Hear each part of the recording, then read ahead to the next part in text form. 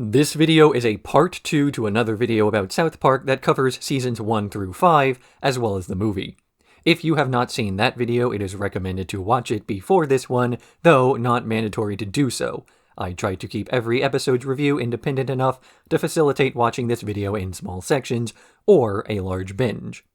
This is done by splitting this video up into individual sections based on individual episodes, first recapping the episode, and then following that up with a review that also contains a bit of context as to how and why the script was written. I have included a similar warning at the start of the last video, but will repeat myself here for the sake of caution. South Park is a pretty crude show that has a lot of shock value and humor that can be considered offensive to many people. I do try to sanitize my language when speaking of these moments, but I don't censor myself and still discuss what is discussed in the show.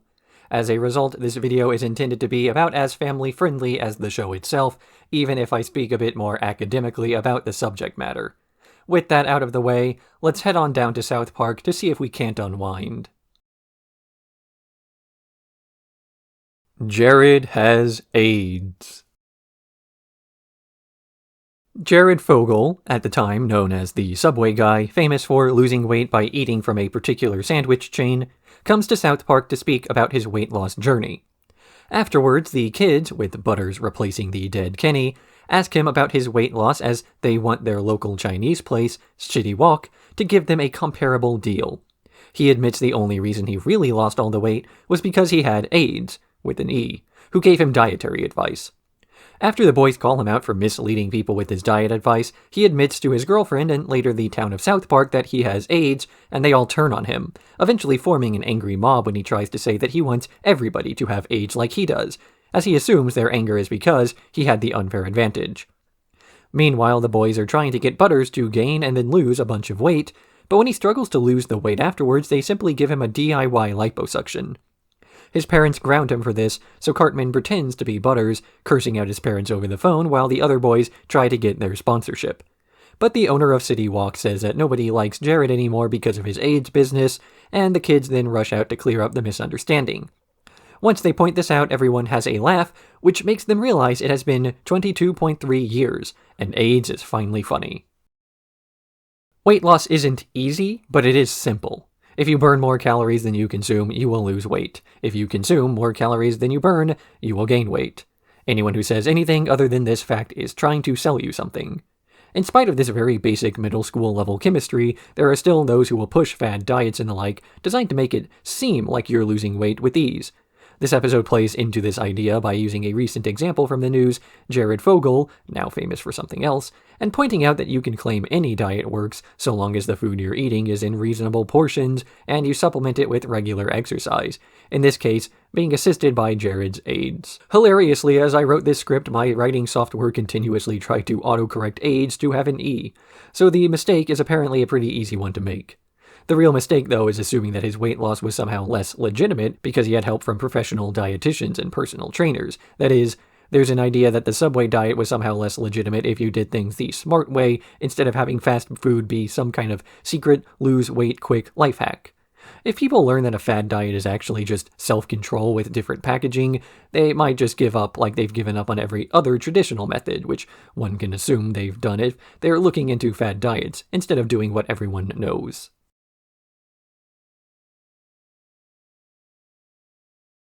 Asspen.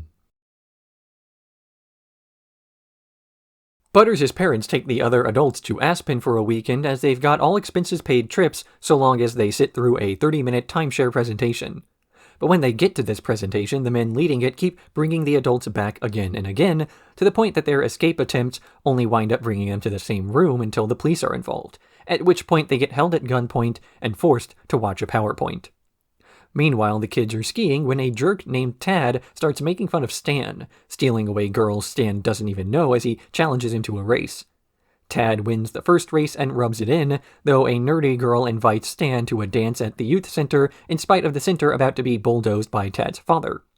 A few sports movie cliches later, including a montage, Stan and Tad are about to race down the most dangerous mountain in the US when the girl from before distracts Tad with her deformed breasts, long enough for Stan to win, saving the youth center. But the kids now hate skiing, just in time for their parents to announce that they bought a timeshare and will be visiting every year. If you have seen an 80s movie, you have seen this episode. If you've never seen an 80s movie, there's also a good chance you've seen this episode, to the point that the blatant parody still works for people to whom songs like Montage are explaining the concept of how to do a montage for. The plot is so contrived that even Stan can't explain why he's bothering to go along with it, going so far as to start to conflate skiing techniques with different sports movie tropes, as it becomes clear that the actual competition is less important than the aesthetics of a competition. That is to say, the rivalry and three-act structure are implied to be learned skills. Skiing is just something chosen at random to fill in the gaps. And just as Stan cannot escape the bounds of the narrative that is pushing him to race against Tad, the adults cannot escape the executives in charge of selling them timeshares. This was yet another plot where Matt and Trey air their grievances about things that they would be harassed about, like people trying to sell them on what was basically a combination of the worst parts of owning a property while granting none of the freedoms. The fact that many of the same companies that sold timeshares now run side businesses where they hire lawyers to navigate people out of owning timeshares shows that not even the salesmen really believed what they sold. And one has to imagine if the people making cheesy sports movies actually thought they were doing something groundbreaking either.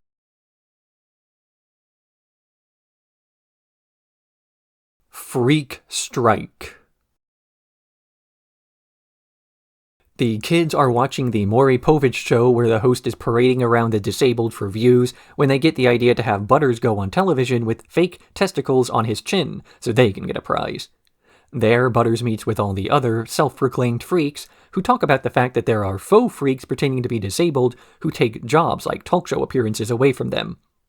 Butters is nervous about being found out, but his appearance on Maury goes over well, much to the annoyance of his friends when they learn that only Butters will get the prize. But later, the freaks find out that Maury and other talk shows have transitioned away from their kind to instead talk about poorly behaved children. Cartman convinces his mother to take him on the show so he can win something, but when he sees how bad the other kids are, goes back to makeup to pretend to be even worse. Meanwhile, the freaks are on strike as their union is not being recognized and they are losing their work, and after hacking Maury's screens and putting on a union ad, the people realize that talk shows are exploiting the wrong people, and they all walk out. Cartman, furious he's not going to get paid, rips the fake testicles off of Butters' face, and the freaks attack him as Butters finally gets a happy ending, until his parents ground him. The fact that the disabled survivors often promoted during talk shows and the like were more victims of the system than profiteers from it is something taken as a given during this episode. This is the type of plot that many other shows would have dedicated their whole runtime to, but in South Park, they say up front that when someone disabled is made a big deal of on television, it's more often than not a means of gawking at them for being different than trying to really create sympathy from the audience. And yet, for all the exploitation that these people go through for the entertainment of the masses, there's still an objective benefit to doing so. Someone with no face can obviously not work. Someone with no torso is obviously going to struggle in life. If going on a talk show and having people laugh at them to their face is profitable, then that is preferable to not going on the talk show and having people laugh at them behind their backs. So the complaints of the Freaks Union in this episode are just as valid as any other worker losing their career to something new, be it technology or just a shift in demographics. The real tragedy is the fact that people who become deformed wind up dependent on a talk show circuit, or as Matt and Trey put it, to rely on the people who half a century ago would have been wearing top hats and running mobile freak shows. The point of this episode is that, should those freaks no longer be dependent on humiliating themselves for money, the people peddling the freak shows would move on to human interest freaks like Cartman.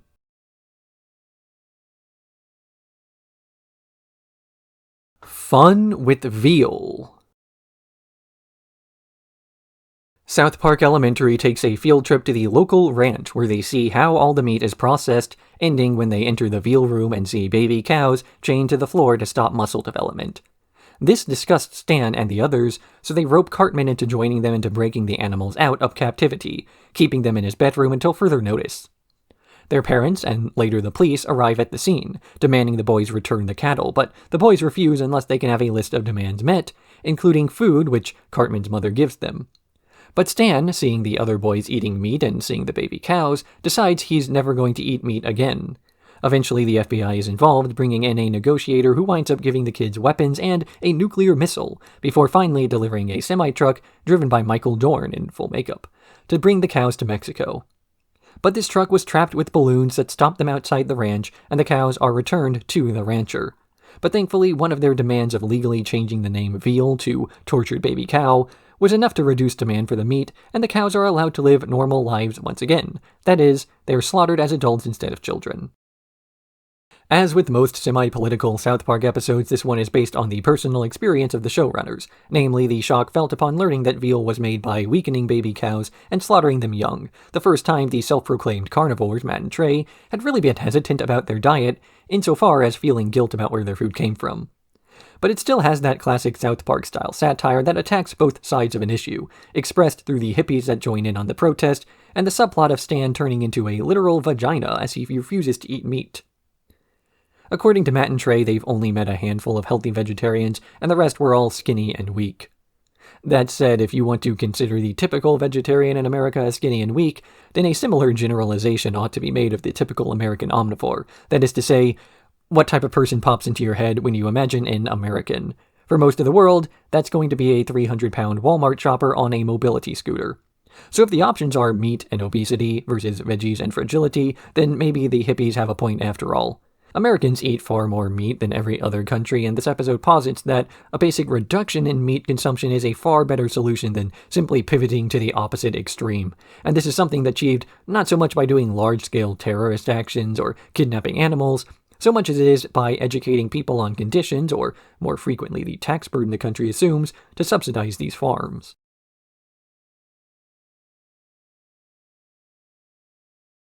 The new Terrance and Phillip movie trailer. The boys and Butters get all their snacks ready to watch Russell Crowe's TV show Fightin' Round the World. Not because they like the show, but because the trailer for the new Terrance and Phillip movie, Asses of Fire 2, will be airing during a commercial break. But Shelley comes by demanding the TV and offering to let them watch in exchange for a tampon run to the store, only for Cartman to blow up Stan's TV while adjusting the settings. They run to Kyle's house only to get in trouble for stealing TV time from Ike, then to Chef's house where he accidentally turns his TV into a killer robot, then to the retirement home, only to be driven out when all the old people void their bowels simultaneously. They then run to Cartman's house to try and bear the fumigation, only to then learn Butters could have hosted them all along, as the only thing stopping them was that he did not have a babysitter. They finally get to see the trailer, a single fart joke, and then celebrate wildly as Russell Crowe reunites with his boat Tugger after a failed suicide attempt, spurred on by having to listen to Russell Crowe sing. The first question one might ask upon watching this episode is likely something along the lines of, what the hell did Russell Crowe do to piss off Matt and Trey so much? The answer is basically nothing. He was on the awards circuit being recognized for winning Best Actor around the same time that Matt and Trey were being recognized for their music, and the man quickly hit it off with them, developing a great friendship to the point that Matt and Trey admit that he calls them on their birthdays, and when Team America World Police came out, he even called them to talk about how much he loved it. By their own account, Russell Crowe's a great actor and a great person. He was not, however, a great singer, inviting them and several others to a studio for what they assumed would be a test screening for his latest album, only to find out it was a listening party that Matt and Trey walked out of partways through. In this episode, Crowe's boat, Tugger, is a stand-in for Matt and Trey themselves, committing suicide rather than listening to his music anymore. Otherwise, this episode has the neat gimmick of taking place in real time, the commercial breaks the boys are waiting for, lining up with the commercials that would have shown during the original airing, which makes watching this on DVD a baffling ordeal.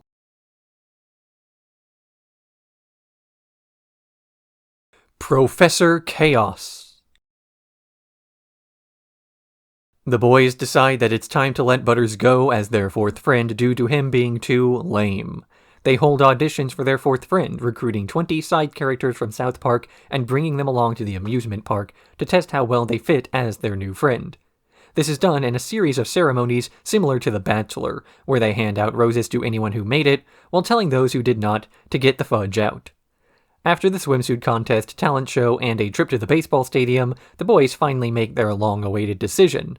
But Butters isn't taking too well to his rejection, and he creates an alter identity named Professor Chaos, sowing the seeds of chaos by swapping orders at Bennigan's and messing up his parents' drawers. When these schemes don't work, as well as an attempt to flood the earth with his garden hose, he then decides to destroy the atmosphere by spraying air freshener into the sky. In the end, a voiceover announces that all these plots will be answered right now. Butters fails, Miss Chokes on Dick dies, and the boys pig tweak. At the end of Season 5, Kenny died for good. This meant that there was a gap where his character was supposed to be, someone to go along with all the weird stuff Kenny used to be down to subject himself to. As the last season ended on Butters' very own episode, it felt natural to give him the spotlight as he was the most developed side character up to that point. But the gap in this dynamic could only be filled haphazardly for so long, and there was a plan by Matt and Trey to swap out the fourth character in the main group every half season. Since The Bachelor was popular at the time, they felt the funniest way to do this was to call as much attention to the character swap as possible, making a big deal out of which cartoon character they would exploit for their mischief.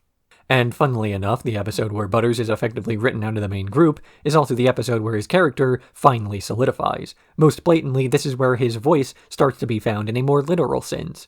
He started his life as a bad impression of Eric Stow's voice. He was the animation director at the time, now a producer, but this slowly became less high-pitched and ran smoothly as Butters himself started to devolve away from being a lame guy they could turn into the butt of their jokes, and instead was a character in himself.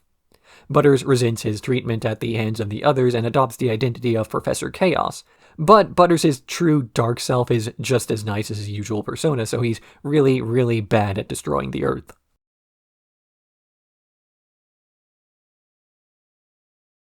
Simpsons Already Did It. Cartman finds an ad for Sea People in a magazine, and the boys, including Tweek, chip in to buy some so they can make a mini society. But when they learn these sea people are just brine shrimp, they put it in Miss Chokes-on-Dick's coffee as a prank, only for her to wind up dead after. When an autopsy confirms semen in her stomach, the kids mishear that and plot to break into the coroner's office to get the semen and sea woman and sea children back, putting them into their tank as an alibi. This confusion is later cleared up by Chef, just in time for the two mixtures to combine into a tiny Babylon. So they split up to find more brine shrimp and semen, creating a tiny Egypt, and soon the sea people are building statues of Eric and worshipping him. Meanwhile, Professor Chaos is plotting to destroy South Park by blocking out the sun, only for General Disarray to tell him that the Simpsons already did that plot. He comes up with several more, only to learn the Simpsons did all that too, and soon he's hallucinating Simpsons characters everywhere as he realizes there are no ideas that the Simpsons have not already done. But when he sees Cartman's Sea-ciety, he points out that the Simpsons already did that plot too, and then Chef says that that plot was also based off the Twilight Zone. Butters then realizes that it's okay for a plot to be derivative, and Cartman's Sea-ciety starts a holy war between the Cartman and the Tweek factions, destroying the entire tank. The plot of this episode represents a real frustration for the showrunners felt when trying to write for South Park, the fact that every time they came up with a cool plotline they would learn, the Simpsons had already done it. This started most egregiously when they were writing the Season 4 episode, The Wacky Molestation Adventure. The climax of that episode was originally Cartman blocking out the sun with the machine as part of a plot to take over the town. But when the writers learned that the Simpsons had already done that plot, they had only 2 days to scramble and come up with something else. This process repeated a few times over the next season and a half, with Matt and Trey outlining an idea, only for some member of their staff to say, "Hey, just like The Simpsons," or ask if they were doing an homage intentionally. And then, almost perfectly, the B-plot of this episode where Eric, Cartman, and Tweek have a society of tiny people that turns out to have been a Treehouse of Horror segment. According to Matt and Trey, this was not intentional, and the ending of this episode, where it's revealed that The Simpsons already did it, came about totally organically. That's not so bad. The Simpsons copied all their plots from old movies and tropes and pop culture staples all the time. There really is no such thing as a totally new, organically written story, unless you're willing to take a weird new direction in it. Creating a society of tiny people and being worshipped by them might have been ripped off of somewhere else, but the idea of pouring 5 gallons of semen into a tank is a South Park original.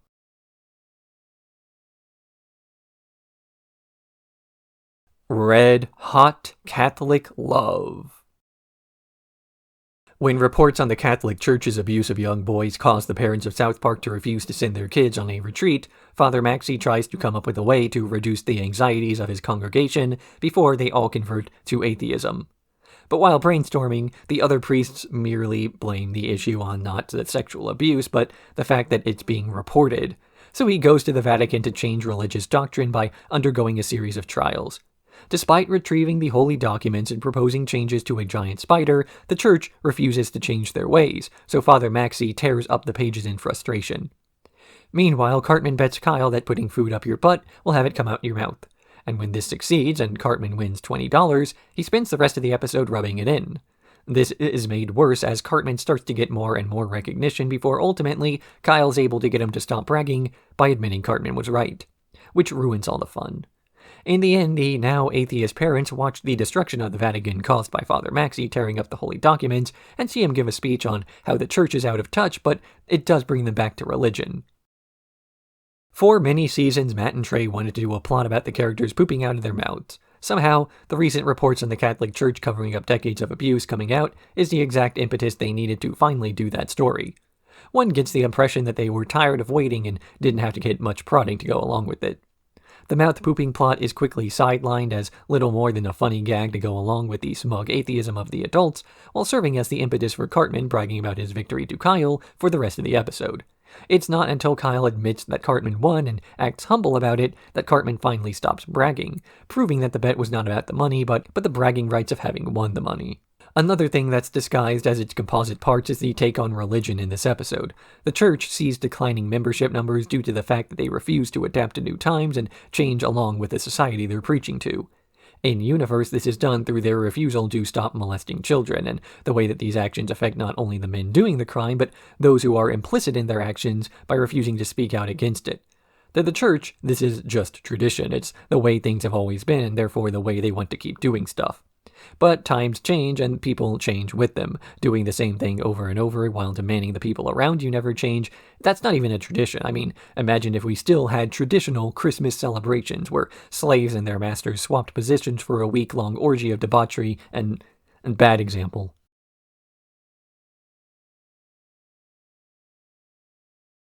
Free hat. After watching the new remaster of Star Wars and being disappointed by the changes, the boys start an organization to prevent movies from being changed by their directors. But Cartman suggests they give out free hats to attract more members, and soon there is a mob of people demanding that the state free hat, a serial killer who's been in jail for years. Realizing the movement isn't going anywhere, they decide to break into George Lucas's house and steal the original version of Raiders of the Lost Ark. They're caught breaking in, trying their plan B, warming his cold heart with a cool island song, and getting arrested, except for Tweak, who tries to warn the rest of the movement. In the end, it's up to Tweak himself to save the day, though in an homage to Indiana Jones he fails, and they are all forced to watch the premiere of the remastered movie. Again, just like Indiana Jones, they refuse to watch it, and it's so bad that everyone dies. In the end, Hat gets freed from jail to murder toddlers again, and the boys lock the original cut of Raiders away where no one will ever find it. There is no secret about this episode's inspiration, the incessant remakes and remasters of classic films to better adapt to the modern era, be that by removing guns and replacing them with walkie-talkies, or by adding unneeded visual effects that distract from the original artistry of the original work. There's a presumption that the directors behind these famous works are the best people possible to remaster the films, as their creative vision must be consistent. But people change over time, everyone does. These films, however, do not. The same movie you grew up with stays as it was, a time capsule of the era in which it was released. And when a work of art is put out like this, it ceases to belong to whatever group or individual made it. This is an interpretation of Death of the Author, in which the creator's vision for a work or motivation for making it is considered a non sequitur to the interpretation that the audience makes. While George Lucas can remake and remaster his films as much as he wants to, he can't take away the way the people felt about them, but not for a lack of trying. Especially for works that have been well received, there's an importance to calling out mistakes and maintaining a critical eye that doesn't simply blindly praise something just because it is popular. Somebody needs to tell these creative geniuses that there's an element of luck in everything. A musician can release a great album, but that doesn't mean that their next one will be good. Matt and Trey likewise point fun at a hypothetical version of themselves that cannot accept their own criticism. They stated publicly before they don't really like the early seasons of South Park, and they would delete them entirely if given the chance. But they also recognize it's not their show to do with as they please any longer. They can only shape perception of South Park moving forward, but once something is out, it ought to stay that way.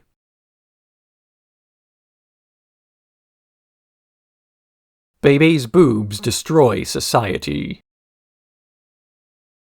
As it has been 2 weeks since Miss Chokes on Dick has died, the boys have to go back to school, where the entire class discovers something different about Bebe. The boys all find her cool and smart and interesting, but the other girls know the real reason is that she has boobs, or, as the boys are saying, Ah-tahs. They start to invite her on their hangouts, most of which devolve into grunting and trying to beat each other up, until she eventually tries to run away from these. But the other girls at school are jealous of her popularity and they shun her, on top of a local plastic surgeon refusing to do a breast reduction operation on her. So she returns to the boys for some attention, only for them to go into an ape-like frenzy that causes two crashed astronauts to think they've landed on the planet of the apes. Randy Marsh tries to tell his son not to obsess over Ah-tahs, but Stan ignores this lesson until Wendy shows up in class wearing a cardboard box, and the boys realize what's happened, just in time for Wendy to show up with new implants that everyone laughs at. For once, Randy is the voice of reason in this episode, explaining to Stan that his obsession based on just noticing women is not something he ought to allow to define his entire life. Many people obsess over sex so much that it prevents them from thinking about anything else, never accomplishing anything worth doing because all of their actions are done in the context of whether it will get them laid. And when that's all you can think about, you stop focusing on things that really make life worth living, like making really long YouTube video essays, and watching really long YouTube video essays, and probably a third thing.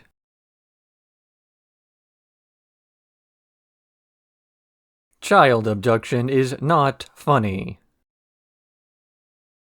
Tweek's parents, and the rest of South Park, start growing paranoid about reports of child abductions and start to put more and more elaborate safety measures in place to prevent this, including tracking devices, following their kids everywhere, and ultimately asking the City Walk guy to build a giant wall around the city to keep out child abductors and Mongolians. But when a later news report reveals that the biggest threat to their kids is actually the parents themselves, they exile all their children so they can be safe. Meanwhile, the Shitty Walk guy is trying increasingly elaborate plans to fight off the invading Mongolian hordes, only to get blown up Looney Tunes style every time. Eventually, the kids wind up joining with the Mongolians, who take them in as their own. When the Mongolian children destroy a part of the wall, the parents investigate the noise and find their former children living with strangers who have taken them in. Realizing they got caught up in a media frenzy, they accept the children back and ask the Shitty Walk guy to tear down the wall. South Park has made many episodes about media circuses before, and the way that people tend to look at the version of society on the news as more realistic than the version of society they see with their own eyes and ears. This episode is no different. The parents see something scary on television and overreact. The difference is that they start getting conflicting news reports, and instead of swapping sides or doubting one of them, they start to believe multiple versions of the truth. They need to keep outsiders out until the insiders are the threat, then they need to keep both outsiders and insiders away, then they themselves are considered a threat to their children, so they banish their own kids, despite the fact that they're presumably doing this for their safety, invalidating the motive of the action. In the end, it's actually the strangers being kept out in the first place that are the ones to help out and protect the kids, when the adults were convinced they were too untrustworthy to do it themselves. In the real world, teaching things like stranger danger actually hurts kids more than the alternative, as many well-intentioned authority figures can be considered strangers, like a policeman or a school volunteer. Instead, it's better to teach kids the sign of a person who wants to hurt them, basically tricky people, as a sort of vibe check for kids. Just because you don't know someone doesn't mean that they are horrible by default, and thinking that way is how you really become isolated. Then, vulnerable to anyone who can convince you they are not a stranger, rather than waiting for people to prove they're trustworthy.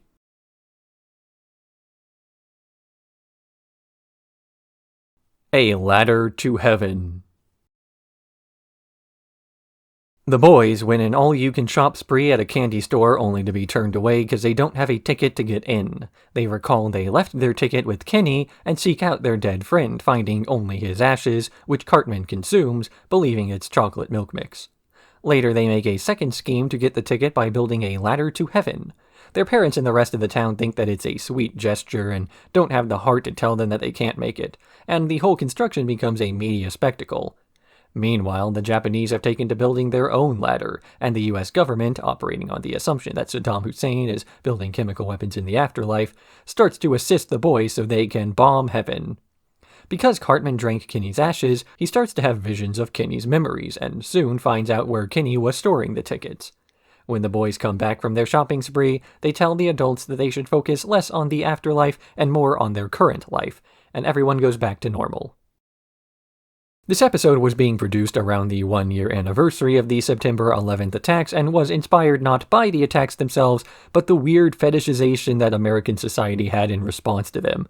Countless organizations were offering bizarre promotions designed to tap into the wave of misguided patriotism resulting from the tragedy in such a way as to be respectful as possible, but also looking for a lot of money, which even more bizarrely is a balance that was shockingly easy to find.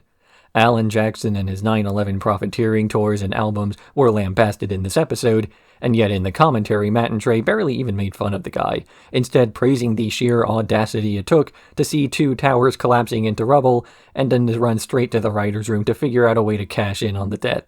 Something not exclusive to big business, but big government alike.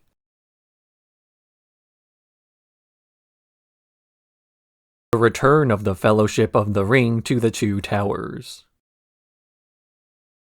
Stan's parents give the boys a copy of The Lord of the Rings to give to Butters' house while they use the time alone to watch a porno. But when they realize they have the wrong tape, Randy and Sharon rush out to stop the boys before they deliver it to Butters. Rather than explaining their error, they tell the kids, who are role-playing as Lord of the Rings characters, that it's another quest, and the videotape is cursed.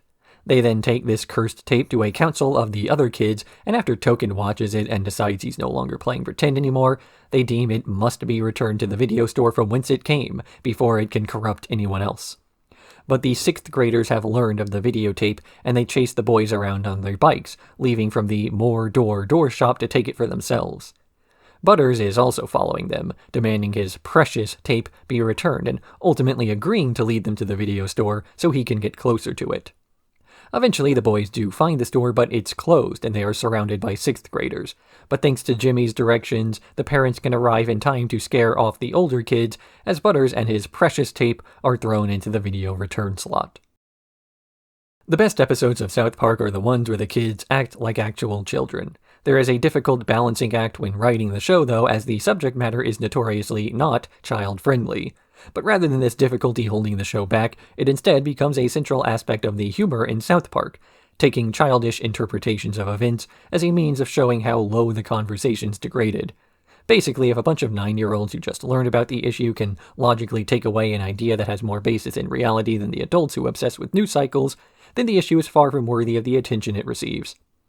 But South Park does the opposite just as often, where the parents are the ones acting in a, if not logical, then understandable manner, and it's the children who take an extreme interpretation. Like here, where the parents are trying to shield their kids from watching a porno, and when they deduce that it's too late, to catch up and explain what was going on, so the kids don't grow up confused about what ought to be considered normal. The imagination of a child is at once a wondrous thing while simultaneously being horrible and depraved. Basically, there's enough flexibility to find a middle ground to the point that it doesn't really mean anything and you can just write whatever.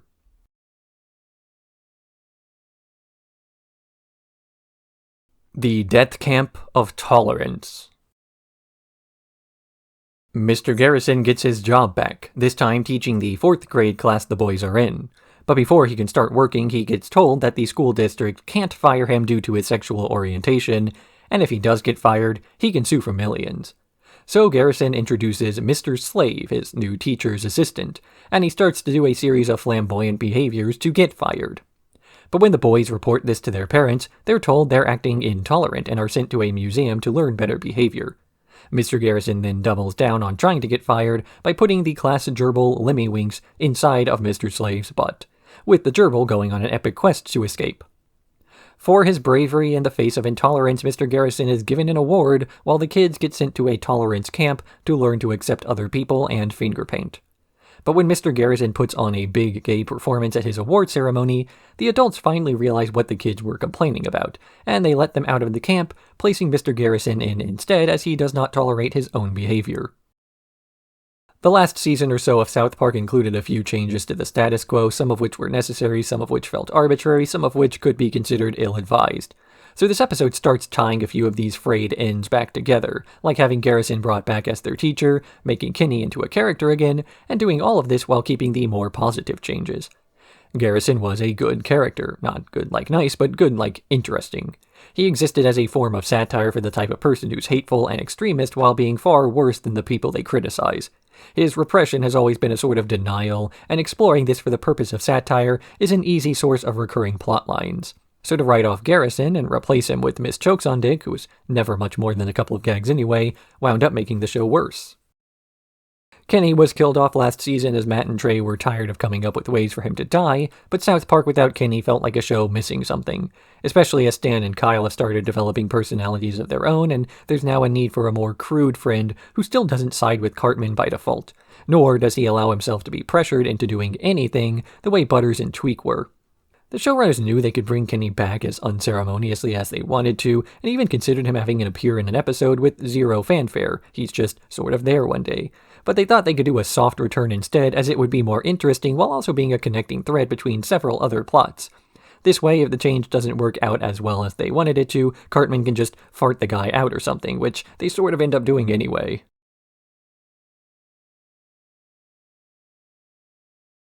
The biggest douche in the universe.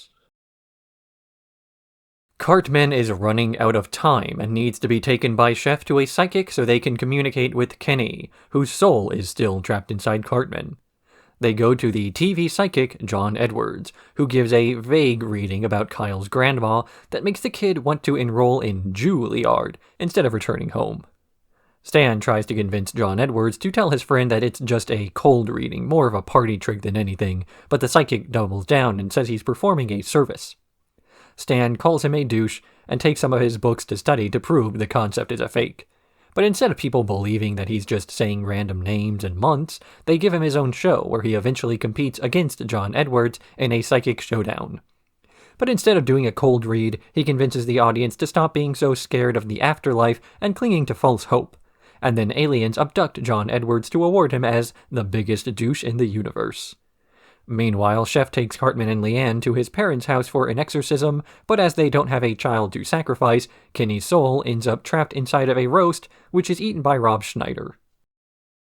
Matt and Trey have made fun of a lot of celebrities on their show before, and this does not always mean they dislike the guys they do poke fun at. But when they called John Edwards the biggest douche in the universe, they meant it. It's not so much that he's doing an especially evil act so much as he's doing something exploitative to people who are in the greatest need, capitalizing off of people's tragedy and anxiety to make money and get famous. Worse, he is doing so in a way that actively strings folks along instead of telling them an uncomfortable truth, making them hold out for something that will never happen by convincing them that healthy coping mechanisms are pointless. This episode doesn't really make any secrets about this moral, though. In fact, it's explained in pretty plain terms by Stan, who by this point has become the moral center of the show. At first, Stan and Kyle were both very similar characters, to the point that when Kenny was killed off at the end of last season, the showrunners were considering killing one of the other boys instead, because they wouldn't have missed anything. But Stan and Kyle have separated personality-wise since then. Kyle is likely to believe in whatever nonsensical plot is going on that week, getting swept up in the fervor and signing up for Juilliard or something, as Stan remains the level-headed one, and is trying to explain to everyone that they're mistaken. Basically, the boys are no longer direct stand-ins for the show's writers, as the writers are fine standing in for themselves.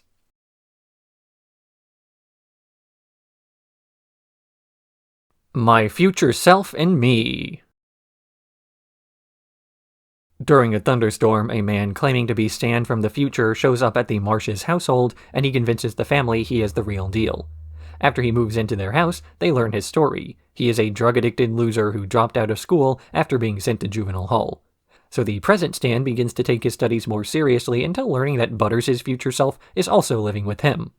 After some snooping, they learn of Motivation Corp, a company that hires actors to pretend to be future versions of kids to motivate them to stay away from drugs.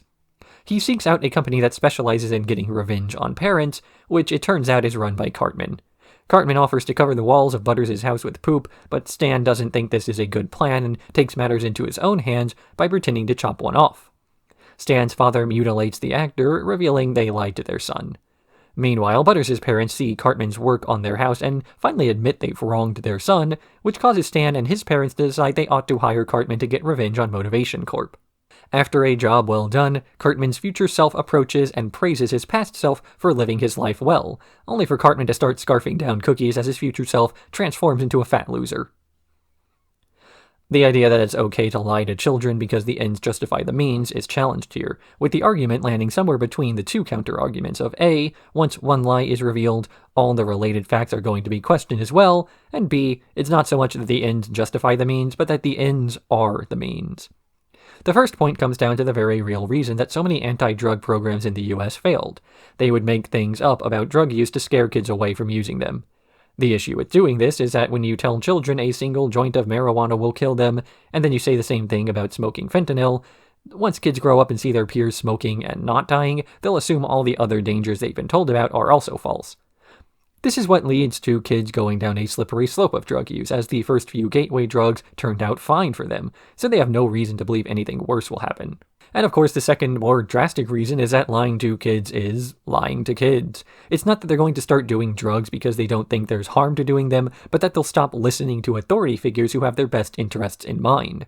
Kids are better at understanding certain topics than most people think they are, and being clear and concise about these things not only communicates the dangers, but builds future trust as well.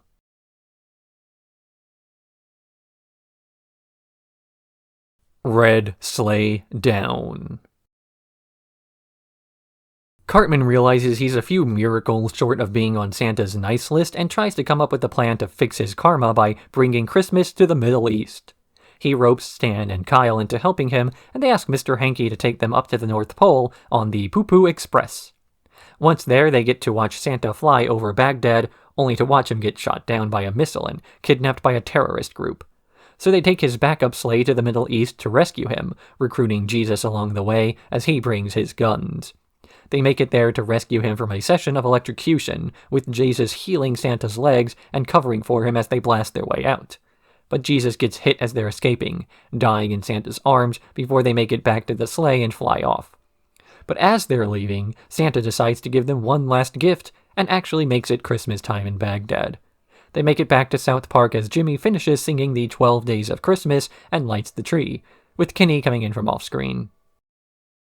South Park is a show that's made very hastily, with less than a week between starting a script and delivering the film. Because of this, the last few episodes of each run of the show tend to have far less planning than the rest of the season, with early episodes getting more attention and political relevance. As such, the last episode of each season, typically a Christmas episode, doesn't get as much planning and is typically just thrown together. In this case, they decided to do a parody of Black Hawk Down, a movie based on a story of an extraction in Mogadishu, and replaced the characters with South Park kids, while the setting was tweaked to be more Christmassy. This isn't the type of episode meant to say anything, it's more so an excuse to kill off Jesus, with a justification for the holiday meant to reflect on his death.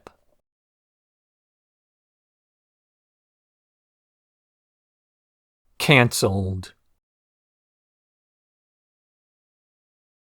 After reenacting the opening scene from Cartman Gets an Anal Probe, the boys start to get the feeling of déjà vu, wondering if they've done all this before. Chef takes Cartman to a proctologist, and later a scientist specializing in aliens, who finds out the probe in Cartman's ass is actually a satellite broadcasting scenes from Earth to the rest of the universe, and that Earth was really a reality TV show for aliens since the start. The kids get captured by these aliens, who explain the concept, as well as the fact that the show was just cancelled, so they have to scrap the planet for parts. But the boys try to convince the network executives to give them one more chance, though the Jewsian aliens running the network are more interested in prostitutes and drugs than whether their show is good. After Kenny takes a picture of them performing what's probably a depraved sex act, they blackmail the executives into wiping everyone's memory and renewing Earth for another season. This episode reveals that South Park is actually a TV show and not real life, much to the surprise of the people who emulate its characters because they missed the point. The purpose of doing this is to take an insider's look at the way South Park itself gets viewed, how the show's creators expected their reception to wind up, if not then at a later date. To Matt and Trey, Season 7 is when South Park really started to hit its stride. Characters were beginning to develop into the forms they would keep for the next several years, and what was once a show notorious for being crude was now a show notorious for being crude, but also satirizing the news. This sort of plot was made because South Park was approaching its 100th episode, with this episode meant to be number 100, only for them to run out of ideas, so they pushed it forward a bit. I have talked before about the fact that many TV shows start to run out of ideas after a few seasons and either get repetitive or begin rehashing the same few plots over and over again to the point that the shows are considered to have lost their charm. So the appeal to the Jewsians, not merely an anti-Semitic stereotype but meant to represent Harvey and Bob Weinstein, whose stories of abuse were open secrets in the entertainment industry since the 90s, making their depravity here an example of South Park aging incredibly well.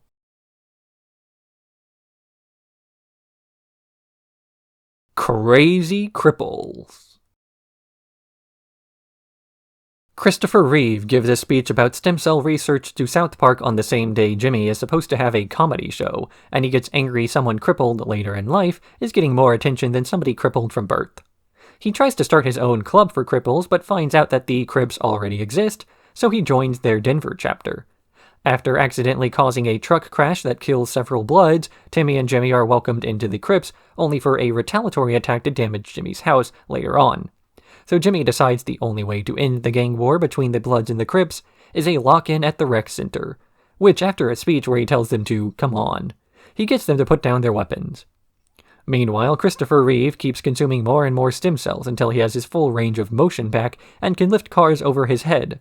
So Gene Hackman calls on him to stop, saying he has gone too far, to which Reeve creates a Legion of Doom to finally destroy his nemesis, stopped only by celebrity activists banning stem cell research and sealing him inside of a square.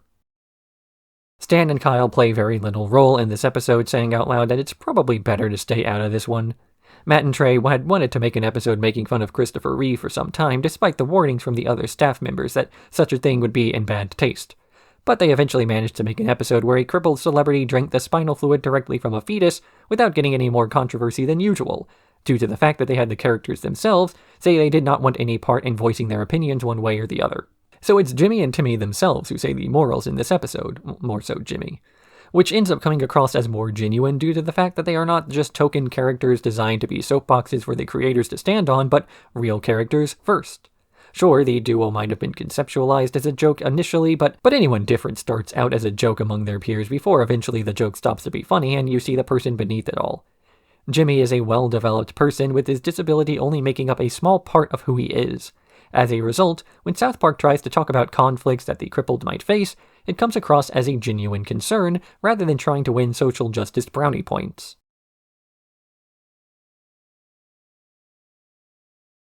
Toilet paper. The boys get detention after creating a crude sculpture in art class, so they throw toilet paper over the house of their art teacher as revenge. But Kyle feels guilty about doing this and considers confessing, to which Cartman tries to silence him by getting their story straight. But when it seems like Kyle is still guilty about his involvement, Cartman takes him out to the lake to kill him, with a wiffle bat, only for the other boys to find out that Butters confessed. This doesn't clear up Kyle's conscience, and he decides that he's going to confess himself, only for Cartman to beat them to the elementary school to confess first to get a lighter sentence. Meanwhile, Officer Barbrady is retracing the trail of the boys and asking for assistance from Josh Myers, a notorious toilet paperer, who's currently serving a sentence in juvenile hall.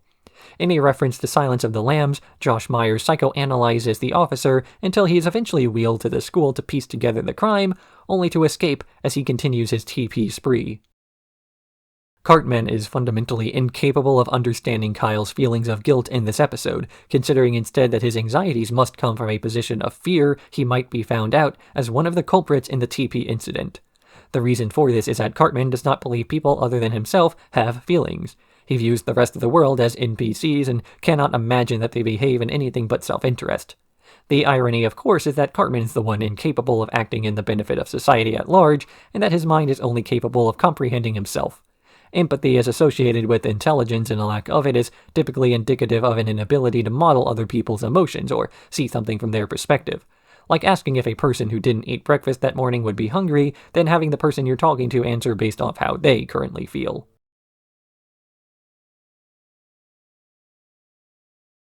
I'm a little bit country. The boys join a walkout protest to get out of school, but when they are interviewed by the news for their reasons, they reveal they don't know who the founding fathers of America were. So Mr. Garrison has them write a report on the Continental Congress as a punishment, a report Cartman tries to get out of by electrocuting himself so he can have a flashback. Meanwhile, Stan and Kyle are left to do the report themselves as pro-war protesters have taken Kenny. So the anti-war protesters ask the boys to read their report at a gathering to prove the Founding Fathers were anti-war.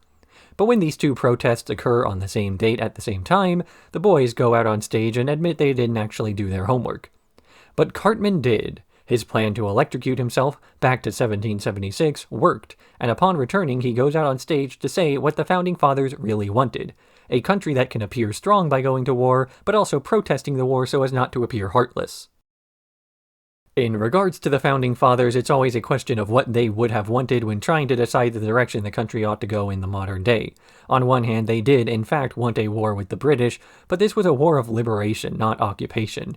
To act as though all wars are equally valid takes away a lot of the nuance of the argument, and this nuance is the real thing being argued about. The US has had a lot of wars in its past, and the very same people who fought in the Revolutionary War wound up mostly being against the next war with the British in 1812. So to act as though the Founding Fathers were this unified hive mind dismisses decades of political theory in its obvious attempt to claim their present ideas are more correct because some 250-year-old guy said so. And therein lies the real problem. Why should we care what a bunch of old men from 250 years ago might hypothetically think of our modern problems? If George Washington were alive today and you gave him a quick US history lesson, then asked his opinions of a modern issue, he'd probably say something like, "Wait, the moon, really? We landed on the moon? The one in the sky?" There's this desire to view historical figures as being above criticism when comparing them to modern-day politicians who then come across as imbeciles who make infinitely more mistakes on the principle of making any at all. Basically, people only care about what America's Founding Fathers think of an issue to cover for the fact that they don't really have another argument.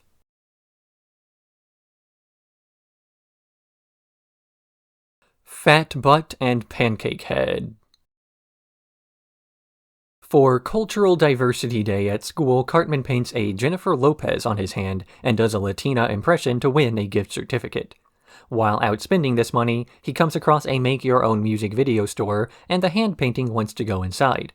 In there, she's discovered, and her talents are sent to the same record label the real Jennifer Lopez is signed to, with the older celebrity getting fired so they don't have two people with the same name signed at once. So Jennifer Lopez declares that she wants retribution against Cartman's hand, threatening him while Ben Affleck falls in love, eventually sleeping over at Cartman's house and claiming he plans to elope. Meanwhile, Cartman's hand is acting out more and more during recording sessions before storming out of one and being accosted by the real Jennifer Lopez, as well as everyone else who has a reason to go after the extremity. Cornered on a bridge, Cartman's hand admits that he's not really Jennifer Lopez, but a con man pretending to be her, before taking a cyanide pill and disappearing. Everybody leaves except the other boys, who begrudgingly admit that perhaps Cartman really was possessed, and then he laughs at them for falling for it. Cartman has dreams of ruining Kyle's life. In this point in the show, he's more motivated by having the other guy suffer than any tangible benefit to himself. This is to the point that Cartman is willing to let his hand get beaten by Jennifer Lopez's baseball bat while running away and going on several dates with Ben Affleck, prospects he's not super enthusiastic about. By the end of the episode, his taunts of "I got you, sort of" feel hollow, as the audience isn't sure to what extent Eric really was in control. Not so much whether he had control over his hand puppets, but the fact that he's so dedicated to ruining Kyle's life, he can't really control his actions leading up to that goal. Matt and Trey have admitted that one of their proudest moments of working on South Park came when they learned that, for months after this episode first aired, extras and stagehands working on movies that Jennifer Lopez was involved in would constantly quote taco-flavored quiches at one another behind her back, to the point she openly complained about it.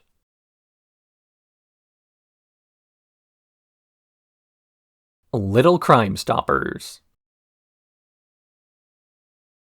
The boys are playing detective, trying to discover who ate an old woman's pie, with a gruesome conclusion, later getting too far into trying to find out who took a little girl's doll.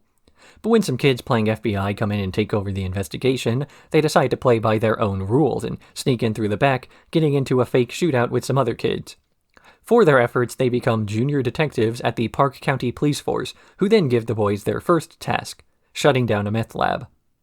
The boys go to this meth lab and announce that they are the police, to which the cooks overreact and blow themselves up.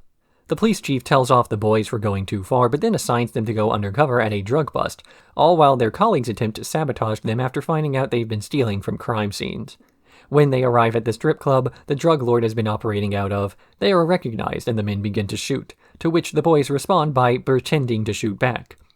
The FBI then shows up and takes over the investigation before the conspiring cops start taking each other out because they know their own secrets. In the end, the boys realize playing detective is boring, so they pretend to run a laundromat instead. TV tends to present a glamorized version of the criminal justice system. TV tends to present a glamorized version of everything. So when the boys are trying to solve as simple a case as a missing pie, they wind up telling the story the way it would be presented on the news, overtly violent where every single person's out to get everyone else. This is the type of media that sells, and so it's the type of media that's shown to the world, to the point where people start to believe that it disproportionately represents the world. People say that art imitates life, but the truth is that it only reflects parts of it. When art does not reflect life, that life is deemed irrelevant, and people stop seeing it. And if a toddler can't see something, it may as well not exist, and the same logic is believed by people who watch a lot of TV. At least, Stan, Kyle, and Cartman have the excuse of being literal children.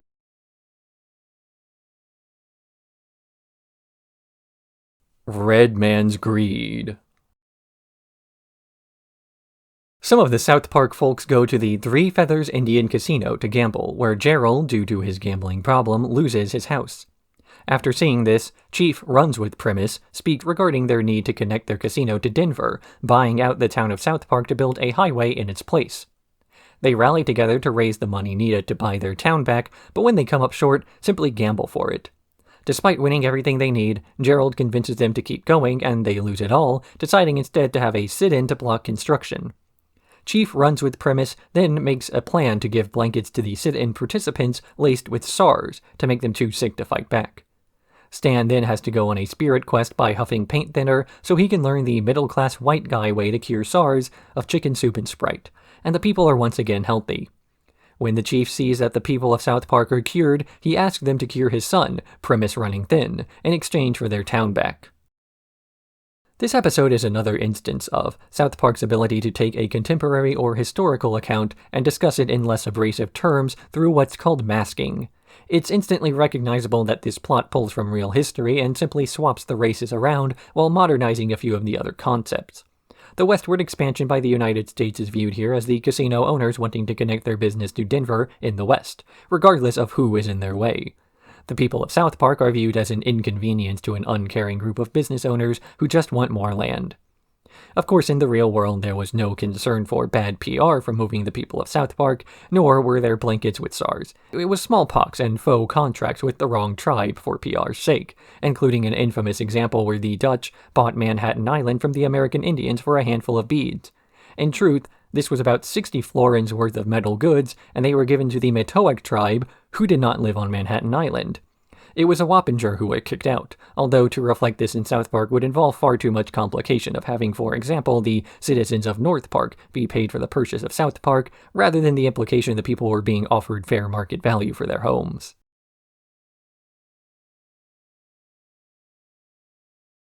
South Park is gay.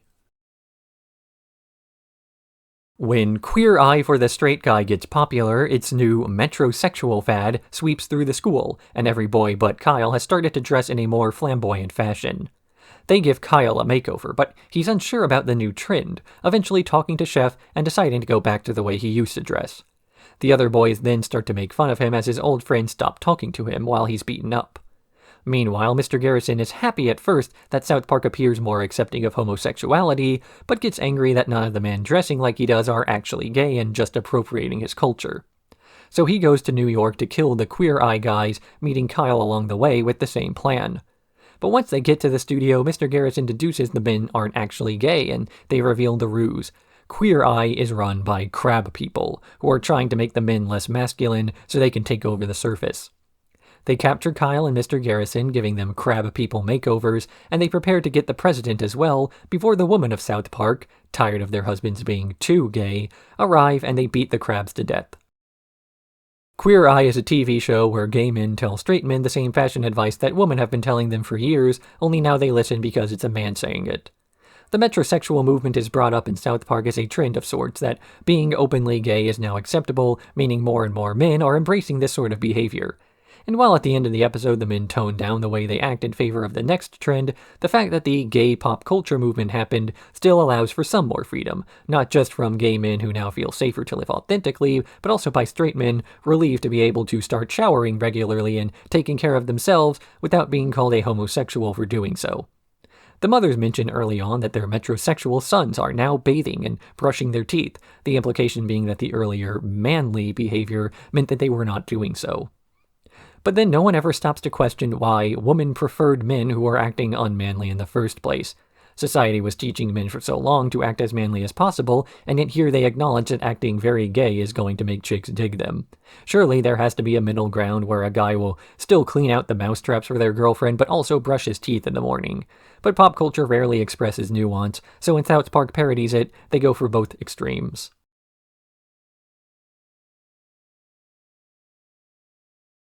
Christian rock hard. The boys' band, Moop, is terrible, and they have differing ideas on how to improve, with Stan, Kyle, and Kenny wanting to buy a bunch of music to better shape their sound, while Cartman gets the idea to start a Christian rock band so he can go platinum. They make a bet on who can have an album go platinum first, and Cartman recruits Butters and Token to start Faith Plus One, a rock band that replaces the names in love songs with Jesus. After sabotaging another band at a Christian music festival, they make it big and finally sell 1 million records, bragging about this to Kyle. Kyle, meanwhile, has been downloading music online only to get arrested by the FBI and shown all the poor celebrities who have to live lives of semi-luxury. Scared straight, Moop decides to go on a musical strike until they get an agreement that people will stop downloading their music, only to find out Cartman sold 1 million records by actually making songs. They arrive at Cartman's celebration to pay up their end of the bet, only to learn that Christian rock does not go platinum, but myrrh instead. Cartman cusses out Jesus in frustration, making his band lose everything. Matt and Trey once considered making a parody of Christian rock bands called Faith Plus One as a joke, only for them to have never had the time, what with the show and all. So this plot, like the butt-faced people of How to Eat With Your Butt, wound up being one of those plots they bounced around for years that wound up implementing in South Park. The B-plot is about illegal music downloads and the way that they damage musicians by taking away fractions of their net sales. Looking back on this plot years later, we know that piracy was a tiny loss of sales, mostly used by record labels to justify cutting the pay of their artists, which is why they were so vehemently against it in the first place.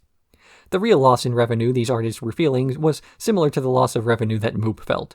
They went from 0 to 0. This is in part based on the personal experience of Matt and Trey, whose show South Park was only made possible because the Spirit of Christmas short was copied and shared without their knowledge over and over until network executives found it and reached out. In this case, the show benefits greatly from piracy, even more so for the type of person who's creating work not for money but to get something artistic out there. That is right, South Park has more creative integrity than all those musicians, angry that more people are hearing their music.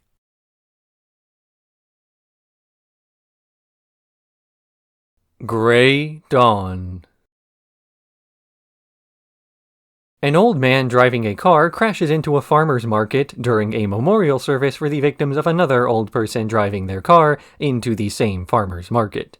This starts a discussion about whether to take driver's licenses away from the elderly, to which the elderly respond by hosting a town meeting.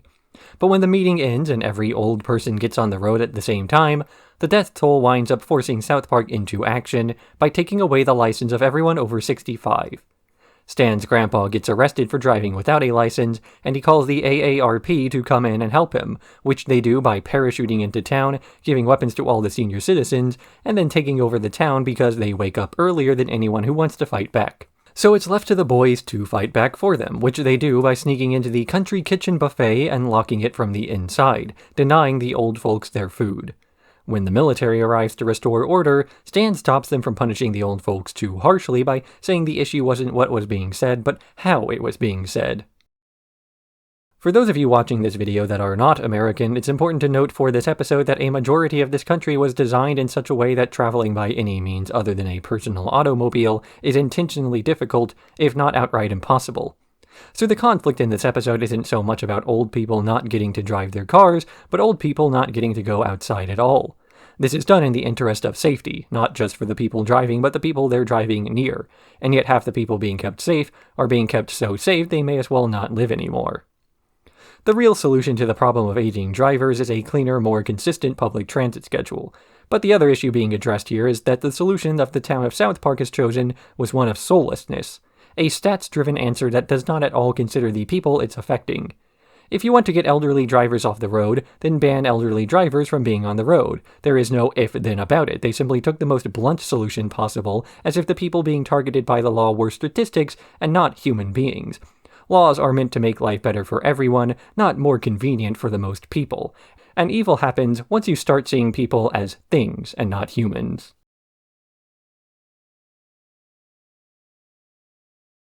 Casa Bonita. It's Kyle's birthday soon, and he's taking his 3 closest friends to Casa Bonita: Stan, Kenny, and Butters. Cartman is furious that he's not Kyle's friend and tries to manipulate the guy into letting him come, eventually plotting instead to sabotage Butters so Kyle will default to letting him go. He does this by convincing Butters there is a meteor headed for South Park and he needs to hide in Uncle Jimbo's bomb shelter for safety, while Cartman gets to go to Casa Bonita. But when Butters' parents announce that their child's missing, Kyle decides to delay his party a week so they can help search for their real friend. Cartman has to delay Butters for another week, and does so by claiming that cannibals are roaming the town and he must hide in a fridge until they are gone. The fridge is taken to the dump, where Butters falls out and starts to rebuild society, until he meets an employee and she calls the police about finding the missing Butters. As soon as Cartman and the others arrive at Casa Bonita, the police call, saying that Cartman is in trouble. So he runs into the restaurant trying as many things as possible before getting cornered by the officers, jumping into the diving pool, and saying it was all worth it. When writing this episode, they originally had just the idea about the Butters shelter plot, wanting some way to have Cartman continue to lie about the apocalypse through the episode, but not really knowing a reason why. It wasn't until they thought of the kids visiting the Colorado restaurant Casa Bonita that things started coming together, and like most things in his life, Cartman sorta took over from there. Just as Scott Tenorman Must Die is the episode that best defines Cartman's actions, Casa Bonita is the one episode that best defines Cartman's personality. He is willing to do just about anything to win, no matter how minuscule of a victory he's actually getting out of it. Cartman goes through more and more effort to keep Butters' location a secret, more and more effort to try to become genuinely nice despite not understanding this on a fundamental level, and his reward at the end of the episode is running through the restaurant too quickly to actually enjoy what he earned. But to Cartman, it wasn't about visiting Casa Bonita, but about the idea of visiting Casa Bonita. The idea that he won and that his scheme worked is better than any reward.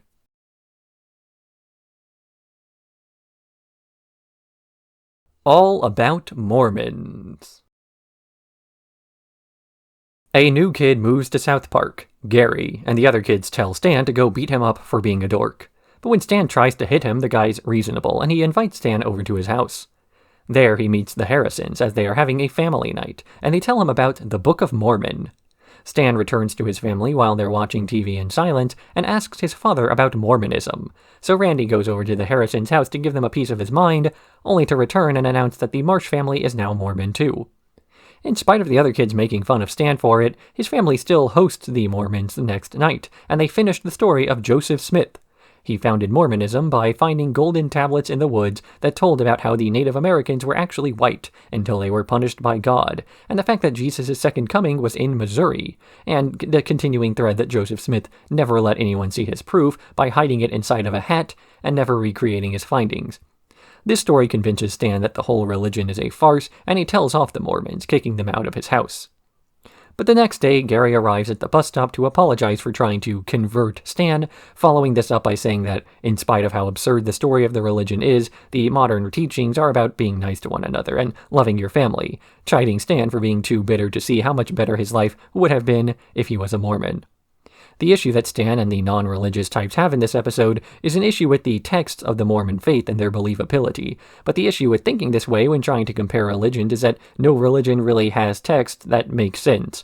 Most holy books were written thousands of years ago and are full of stories and events wildly implausible and merely given leeway as miracles or exaggerations for the sake of metaphor or telling a story. It's because Mormonism is more recent that it really stands out as weird because we assume people of that time should have known better. But that's beside the point. If every religion has weird holy texts, then how can people even follow a faith at all? And the answer is that most people don't really care about a bunch of stories written 1,000 years ago. They care about the effect of these stories on their lives today.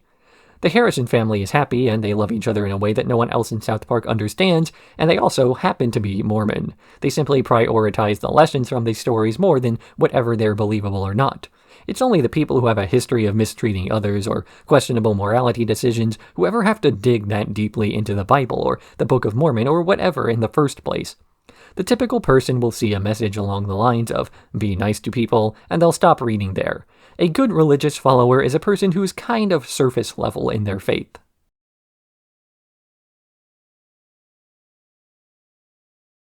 But out. The anti-smoking group, Butt Out, does a performance at South Park Elementary that is so embarrassing the kids decide to smoke so they don't end up like them. But when Mr. Mackey catches them smoking, they toss the cigarettes into a dumpster and the fire spreads to the school. They're called into what's left of the principal's office where they tell their parents it was the tobacco companies that made them smoke so they won't get in trouble. So South Park calls Rob Reiner to their city to take down Big Tobacco, something he does by fabricating evidence about the company advertising to children. He later tries to get Cartman to do a commercial where he pretends to be dying, making the commercial authentic by actually killing Cartman, prompting him to seek out the others for help. Kyle wants them all to confess that they were smoking on their own as he predicts this will turn into another big South Park ordeal, but they ignore him, and then there's a big South Park ordeal with an angry mob and everything. But once the townsfolk find out what Rob Reiner was planning, they turn on him and embrace Big Tobacco again. The argument made in this episode is that smoking doesn't hurt anybody, while using the same logic as someone who claims tossing garbage out of their car's window doesn't hurt anyone because it doesn't hurt them. Matt and Trey dismiss secondhand smoke as a liberal myth in this episode and even go as far as to defend slavery as being a positive for the country, while also mimicking a bunch of other pro-smoking propaganda they've heard over the years in what is called reactance advertising, where a product is advertised by playing up the fact that others don't want you to do it.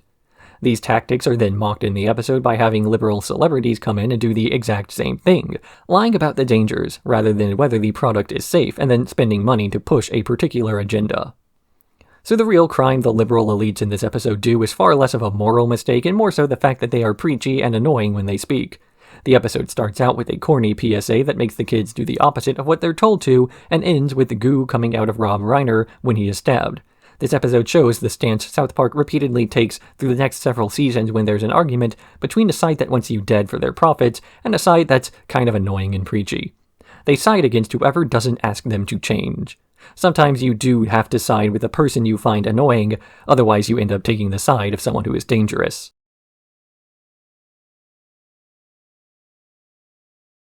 Raisins.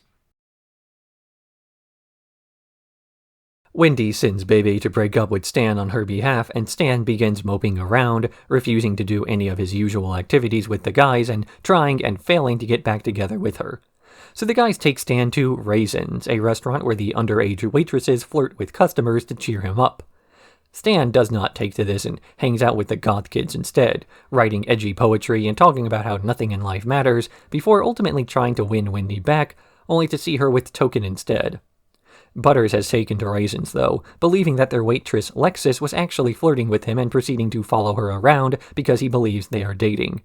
But when Butters tries to introduce his parents to Lexus, they attempt to tell him how these restaurants work, and Lexus eventually admits that she is only a waitress and treats every customer that way. As Butters is moping around outside, Stan and the goth kids see him asking if he wants to join them, but Butters says that it's okay to feel sad sometimes because it means he had something worth being happy about in the first place. At the end of the episode, Stan tells off the goth kids for being too depressing and vows to express his sadness in a healthier manner. He then proceeds to cuss out Wendy and flip off Token the next time he sees them together. At the start of the episode, after Stan is broken up with, he argues he's done nothing wrong, as he hasn't even spoken with Wendy in weeks. In addition to this being a nod to the fact that Stan and Wendy's relationship hasn't really been a big part of the show for a few seasons, it also shows how little Stan has actually done to maintain the relationship. He's not quite as bad as Butters, though, who sees a waitress flirting with him as a sign that he is deeply in love, totally incapable of telling the difference between a real relationship and his imagination's version of a real one. All of his interactions with Lexus are completely one-sided. At the end of the episode, Stan speaks to Butters as though he were dumped, when the truth was that he was never in a relationship in the first place, and arguably, Stan hadn't been in one for weeks either.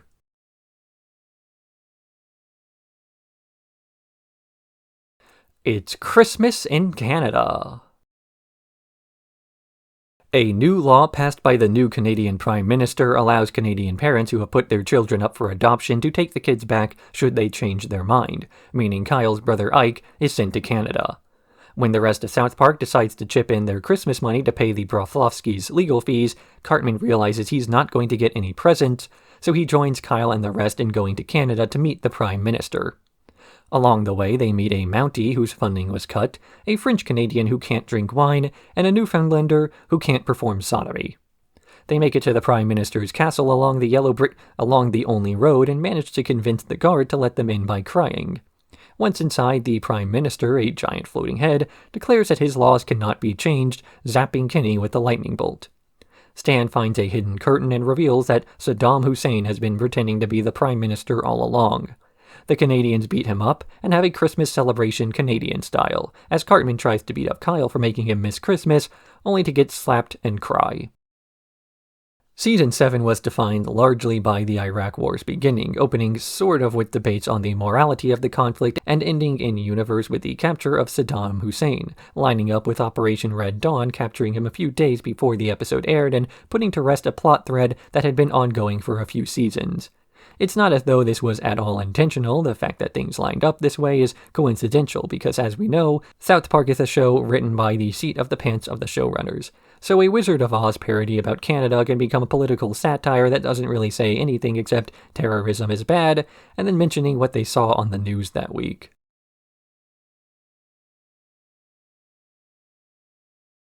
Good times with weapons. The boys are at the county fair where they see real weapons for sale, pretending to be orphans to buy them without their parents' permission. They then take on ninja identities and show off their cool weapons to Clyde and Butters, but when they refuse to let Butters play with them, he returns as Professor Chaos to fight. During this fight, Kenny throws his shuriken at Butters and it's stuck in his eye. Realizing they'll get grounded if their parents find out they have real weapons, they plan on dressing Butters like a dog to take him to the vet instead of a doctor's office. But when Clyde and the other boys show up with their own weapons, they play along until Butters goes missing. Cartman threatens to tell everyone's parents that they had weapons unless the others join in on the search for Butters. Kyle wants to throw his weapons away, but he's too cheap to actually dispose of something he paid $15 for, so they return to the fair to get their money back, only for the shopkeeper to deny the refund. But Clyde's friends have spotted Butters on the far side of the fairground, and Cartman uses his invisibility powers to sneak over, forgetting they're only pretending, and walking across the auction stage naked. In the end, the parents are outraged, not because the boys had real weapons, but because Cartman flashed them. In America, it is okay to show a child getting hit in the face by a shuriken and bleeding out. It's okay for him to be dressed like a dog so he can blend in at a vet's office, and it's okay to show multiple other pound animals defecating on him. They can even show the doctor putting down other random dogs when he doesn't get the chance to kill Butters. And of course, when the kids are waving real weapons around in an alleyway, the general reaction of the adults who see them is more confusion rather than concern they'll take out someone's eye. Even Jeff, the most level-headed of the adults in South Park, lets them off with the warning about the blades being sharp. At the end of the episode, despite Butters walking by with a shuriken in his eye socket, the parents are mad because they saw a penis. The joke here being that a minor amount of nudity, on lower resolutions of this show it's even difficult to see, is drastically more offensive than the fact that the kids are running around with knives and attacking each other. You even see this in earlier episodes of South Park, where they can have characters getting eviscerated in brutal fashions without so much as a complaint from a moral guardian, but sexual themes, even the implied ones, are what get people writing letters.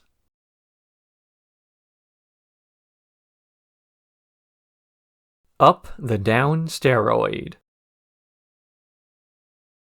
The Special Olympics are coming up, and Cartman gets the idea to fake a learning disability so he can sweep the games and win a $1,000 prize.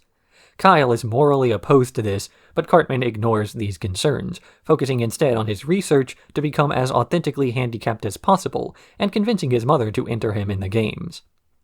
Meanwhile, Timmy and Jimmy are training for the Special Olympics when Jimmy is approached by Nathan, offering the guy steroids to get a leg up on the competition. Timmy discovers that Jimmy's on steroids and tries to convince him to confess to the officials, but Jimmy simply doubles down on his use, eventually beating his new girlfriend and then his mother in a frenzy as he's focusing on nothing but winning. The day of the Special Olympics arrives and Jimmy starts setting multiple records as Timmy looks on in anger.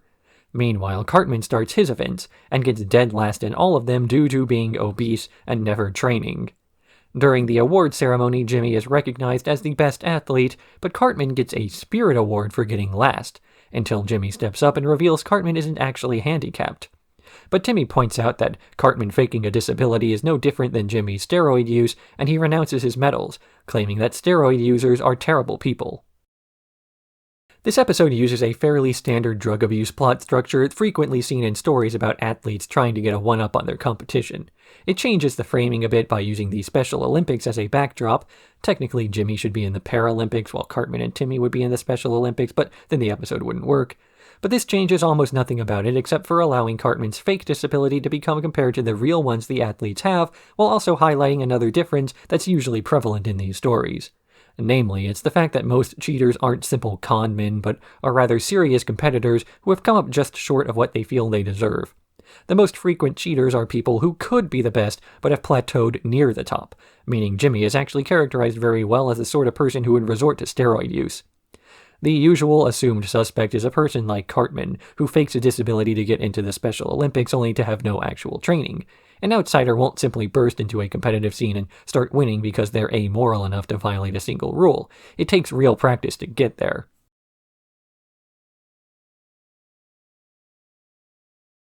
The Passion of the Jew. Tired of Cartman's anti-Semitic bullying, Kyle decides to see The Passion of the Christ to learn about history. After watching 2 hours of Jesus being tortured, Kyle starts to feel guilty and has a crisis of faith, admitting to Cartman he was right. Cartman is so excited about making Kyle upset, he decides to start a meeting for all the other Christians inspired by the movie, and he dons his old Halloween costume and teaches the Mel Gibson fans a few anti-Semitic German phrases while they march around town to show their love of Jesus. Kyle tries to convince the other Jews at Temple to formally apologize for killing Jesus, to which they form a mob demanding that the Passion be removed from theaters, as it's even turning Jews anti-Semitic. Meanwhile, Stan and Kenny have also just watched The Passion and thought that it was just 2 hours of torture porn. So they try to get their money back, heading to Mel Gibson's house in Malibu to directly request it back, only for him to be insane, running around in his underwear and begging them to torture him. He chases them home to South Park just as Cartman and the rabbi's moms are about to meet, and Mel Gibson crashes his truck into the movie theater. As he's rambling incoherently, the Christ fans see him and decide to base their faith on how Jesus lived rather than how he died. Very frequently, hatred of one group is disguised as a love of another one, be it people claiming it's patriotic to hate a specific minority group or part of a religion to hate people based on their life choices.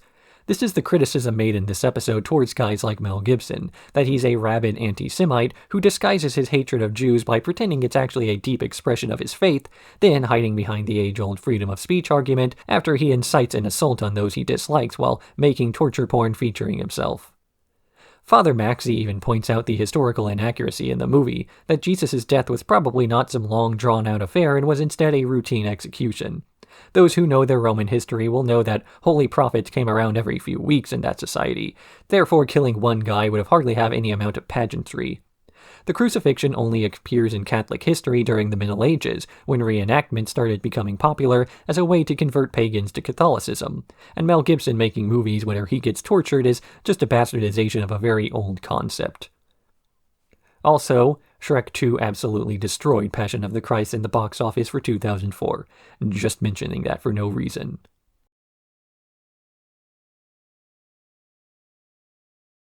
You got effed in the A. The boys are playing in a parking lot when some kids from Orange County show up and dance at them. They tell Chef they got served, and he informs the parents, with Randy teaching Stan how to square dance in case he gets served again in the future. When the other kids return to try to serve them, Stan dances to Achy Breaky Heart, which means it's on, and the two cities will have a dance-off that Saturday. Stan recruits several kids from around the town to dance with him, including one of the Goths, a kid who plays DDR, one of the Raisins girls, and he tries to get Butters, a former tap dancing champion, to dance too, but as he's not over a tragedy in his past, he refuses, so they find a dancing duck instead. Chef tries to train them to dance, but they don't really have the soul, or the heart, or the talent. On the day of the competition, the duck injures its ankle and the South Park team will have to forfeit, but then Butters, having gotten over his anxiety, arrives to help out. As he's tap dancing, his shoe comes off and hits a light fixture, killing the entire Orange County team and winning the contest. Everything on television is treated as though it's more serious than it really is, whether it's a low-stakes plot given this sense of urgency or a documentary film crew making whatever they're discussing out to be more probable than it really is. This isn't some sort of conspiracy to make people panic, but a means of just getting more ratings. After all, no one's going to take a story seriously if the newscaster follows it up by saying, probably not. South Park manages to be a pastiche not of American culture, but the version of American culture that the media presents as true, meaning that every little thing becomes a big deal to the point where actual tragedies are overlooked on a case-by-case basis.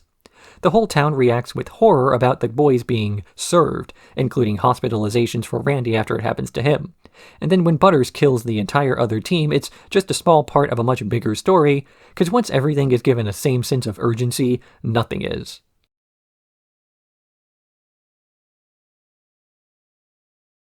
AWESOM-O. Butters opens a package on his front doorstep containing the robot AWESOM-O, which is just Cartman and a few cardboard boxes. But Butters cannot see through the disguise and is convinced by AWESOM-O to tell all his deepest secrets, including the fact that he has an embarrassing video of Eric Cartman. So Cartman continues pretending to be AWESOM-O in order to get to this videotape and destroy it, going so far as to follow Butters to his aunt's house in LA, where the robot gets noticed by movie executives who think AWESOM-O might be able to come up with a new idea for a movie. This artificial intelligence catches the attention of the US military, who then kidnap the robot as they believe he's a Japanese weapon that can be reprogrammed to make military tactics. But before they can pry open his brain, Butters follows the trail to the US military HQ and, with the help of a sympathetic scientist who will not operate on a sentient being, is able to convince them to spare his friend's life. And then Cartman farts, revealing the whole ruse, and gets punished by having the embarrassing video shown to everyone. We've seen Cartman make elaborate plans before, getting deeper and deeper into these plans until ultimately reaching a point where it has become absurd not to quit. Everything from Fat Butt and Pancake Head to Casa Bonita involves Cartman doubling down again and again, all for the same initial minuscule goal. This episode takes that existing formula and then flips it around, showing Cartman trying to prank Butters only to get in too deep, and then getting used by Hollywood executives and later kidnapped by the government, all in the interest of trying to get a videotape. And unlike the plots we are used to, here Cartman winds up at the butt end of everything, going so deep into his plots that he winds up more or less in the same position he always is. Of course, the end of the episode isn't that jarring in the light of the fact that usually Cartman's reward for his schemes is very minuscule, and here his loss is just a bit of embarrassment, all for keeping a robot head on and not eating for a week.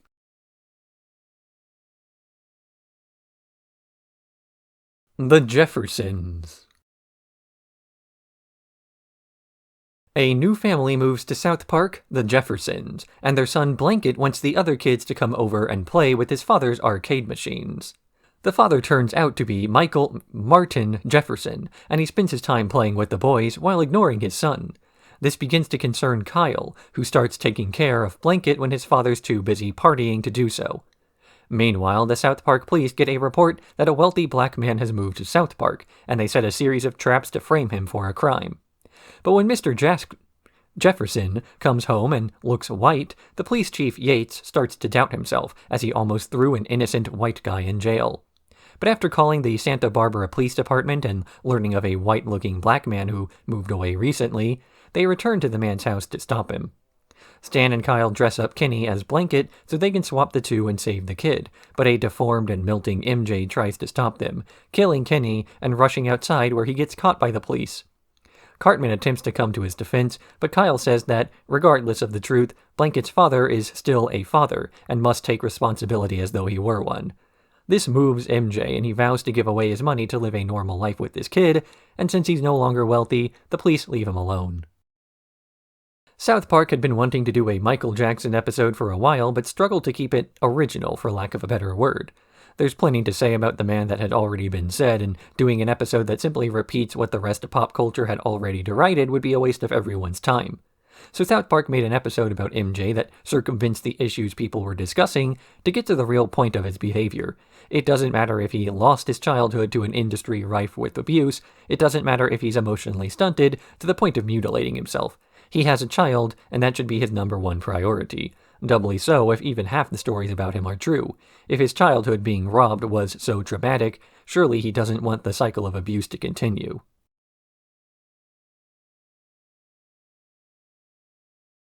Goobacks.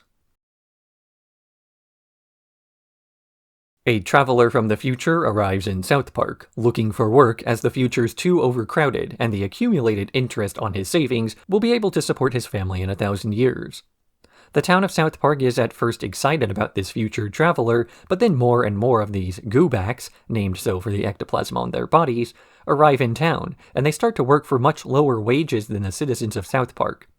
This includes Stan, who loses his business shoveling snow to the time travelers, so he goes to a rally to complain that they took his job. Randy chides him for this behavior, saying that it's time-sist, until he goes to work and learns that a traveler took his job as well.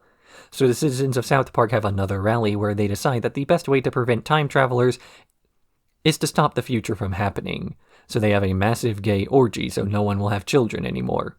Stan realizes that maybe instead of making the future worse, they can instead make the present better, so conditions in the future aren't quite so bad. But then Cartman points out this is way gayer than the orgy, and they go back to the pile.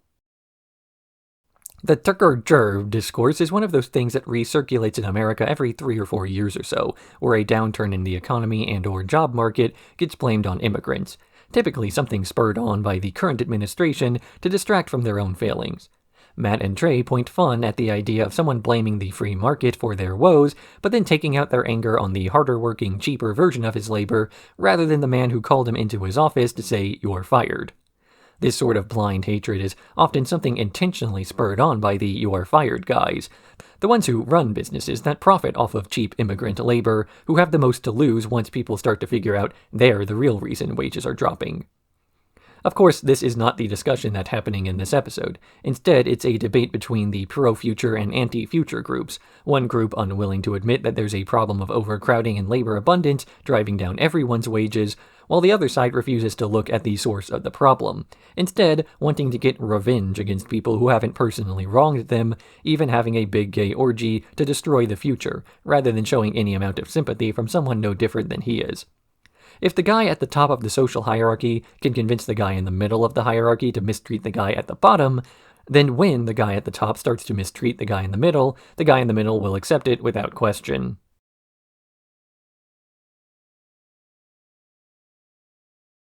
Douche and turd. When PETA protesters attack a South Park elementary pep rally, the school caves and decides to change their mascot so it's no longer a cow. Kyle gets the idea to convince everyone to write in Giant Douche as their new mascot, but Cartman gets the same idea, but with Turd Sandwich. Stan doesn't think that the jokes are funny, but the rest of the school does, enough that the election winds up being between those two choices. Stan announces he does not care enough to vote for either of the options, but after being yelled at by his parents, then later threatened by Diddy's Vote or Die campaign, he decides to vote, only for Kyle to get mad that he's voting for Turd Sandwich instead of Giant Douche. Stan refuses to be pressured into voting and gets banished for doing so, found later by the PETA compound when they try to save the horse he was on. Stan then joins with PETA under force of violence until they learn of why he was banished, at which point Diddy shows up again and shoots up the whole compound while Stan flees. He makes it back to South Park just as the votes are being tallied, finally agreeing to vote, only for the election to end in a landslide. But when the remains of PETA are found, the citizens of South Park celebrate that they can be cows again, meaning that Stan's vote really didn't matter. Stan is convinced about the importance of voting from a speech by the head of PETA after he laments that he's unsure about voting between a Giant Douche and Turd Sandwich. He gets told that every single election is between a Giant Douche and a Turd Sandwich, as those are the only kinds of people who suck enough to make it that far in politics in the first place. Stan's mentality reflects a very real aspect of voter apathy, that people stay home during elections because they feel like their vote won't matter due to none of the prominent candidates reflecting their beliefs very well. Of course, if you wait for a perfect candidate to come along, you're going to be waiting your whole life, unless you run for a local position yourself. The main motivation Matt and Trey had for writing this episode was the fact that they were frequently asked for their opinion on the 2004 election in America, and neither one really felt comfortable promoting a candidate, especially because as quasi-celebrities, their opinion would be conflated as an endorsement that would then link them to policies they didn't agree with. I actually started writing this section with the intention of dragging the guys for being so non-committal while simultaneously complaining about the government's policies constantly, but wound up convincing myself otherwise by listening to them talk through their thoughts on elections, acknowledging that voting anyway is still useful, but that you shouldn't obsess over political candidates, and should be willing to call them out for their mistakes, even if it is the guy you voted for making them.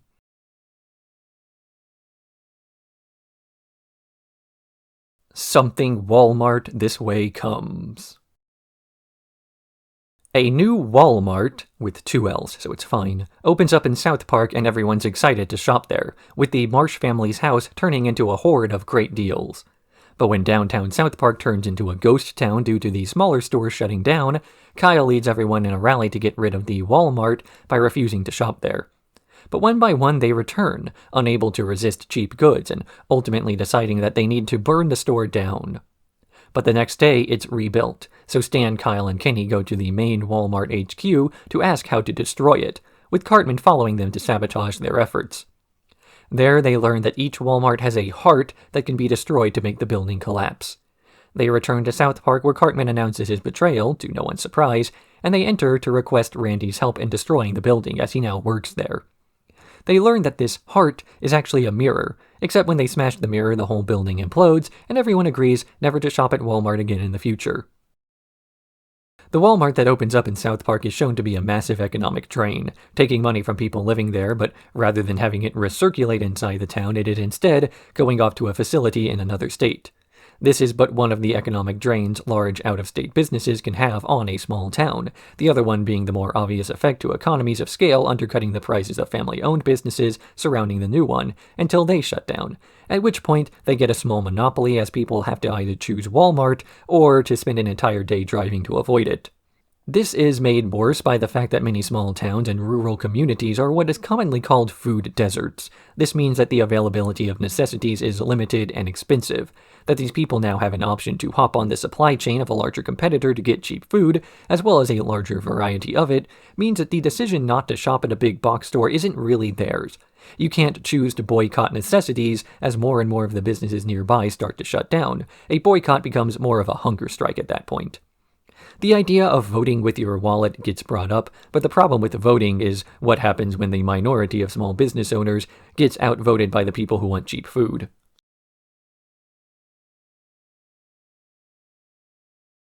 Preschool. Trent Boyette, a bully who went to preschool with the boys, is set to be released from juvenile hall after a 5-year sentence, having originally been sent there for lighting the preschool teacher Miss Cartledge on fire. But this was actually the boys' idea because they wanted to play firemen, and they simply blamed Trent for the fire. And now that he's out, he's going to get vengeance.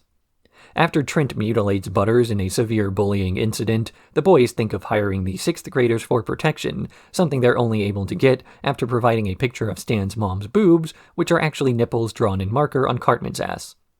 But Trent is able to beat up every one of the 6th graders himself, and now he knows that the boys were trying to avoid him. So they ask for Shelley's protection, which she will only provide if they confess to Miss Claridge that they were involved in the fire.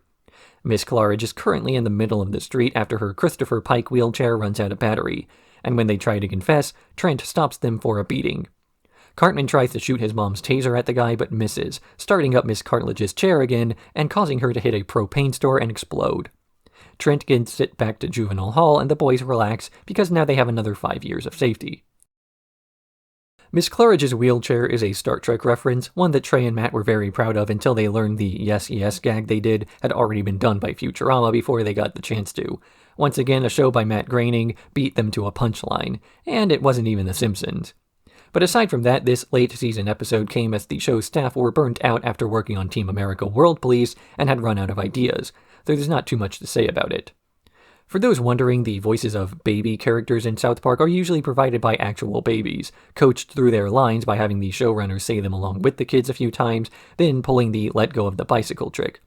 No, the kids do not actually swear. They have much less profane phrases inserted, and they simply bleep those. This was a concern that a few of the parents watching the show had that apparently the showrunners themselves also took into consideration.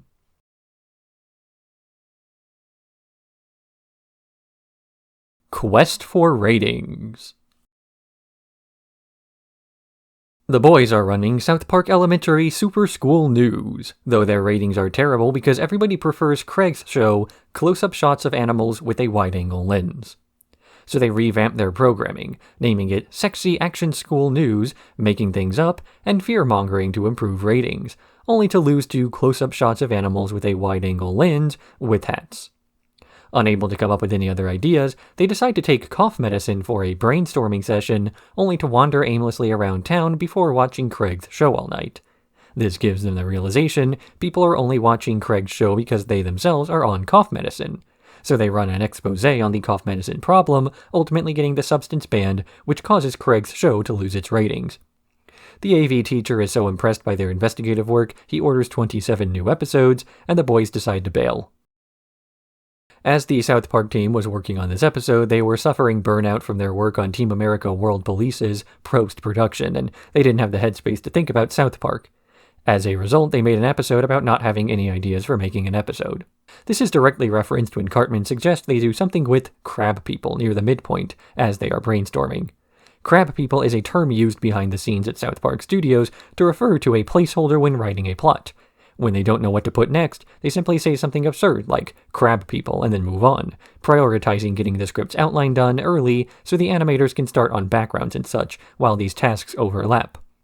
So whenever a South Park episode has some insane twist that comes out of nowhere, like the crab people, it's because they never figured out how to patch that placeholder hole and simply left it in. Contrary to what some have jokingly accused them of doing, Matt and Trey do not write South Park on drugs because according to them, if they got high, they would sit around doing nothing and would never actually get the show done.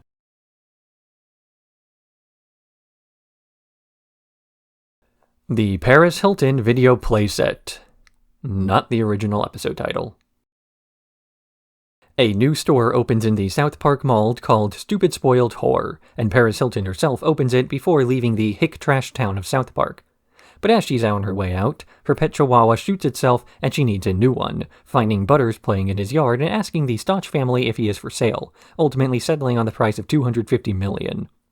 Back at South Park Elementary, Wendy is feeling left out as she is the only girl who doesn't want to act like a stupid spoiled whore, asking her parents for advice that at first makes her father indignant, though he changes his mind after a few teenagers start to grind on him. She then tries to get an invite to Bebe's SSW party, where she'll act like sluts with the boys, with every boy invited except Cartman. But when she fails to get an invite for being too smart, she asks Mr. Sleigh for advice on how to be more like him. He breaks up the party just as Butters arrives, having run away from Paris Hilton to hide there. She enters and hears Mr. Sleigh's anti-whore rant, challenging him to a whore-off. Hilton's about to win by shoving a pineapple inside of her before Mr. Slave jumps in the air and pulls a lemmy-winks on the woman, which causes the rest of the girls to decide that maybe Paris Hilton isn't so great after all. At the time this episode aired, Paris Hilton was one of those celebrities famous for being famous. She didn't really have a career to speak of, and yet she wound up in the news for her parties, typical of the rich, as well as a leaked sex tape and celebrity gossip magazine speculating on her promiscuity. This sort of gossip was lampooned in the previous episode Quest for Ratings, but here, it's the sort of schlock that the showrunners parroted and promoted as if they really did care. Of course, these days we know more about the lives of these celebutantes, as they are called. Paris Hilton herself grew up extremely sheltered before being sent to the Provo Canyon School, exposed in the 2020s for a slew of rights abuses including physical, psychological, and sexual abuses of their students. This was compounded with her home life, including now shamed social circles such as the Epstein family, Jacksons, and other notorious traffickers. So later in her life, when she gained notoriety for having a sex tape leaked, it's not too much of a surprise that her life had headed in that direction. What is shocking, then, is the fact that when Red Light District Video released and licensed her sex tape, that Paris Hilton herself would be the one being blamed for it. Not Rick Salomon, who released it without her knowledge, nor for Fox, intentionally running promotions that called attention to it, nor the company that made the copies and sold them. It was Paris Hilton herself who caught the most flack, well, all of it really, for something that happened to her without her consent. What Matt and Trey do in this episode is what we today call victim blaming.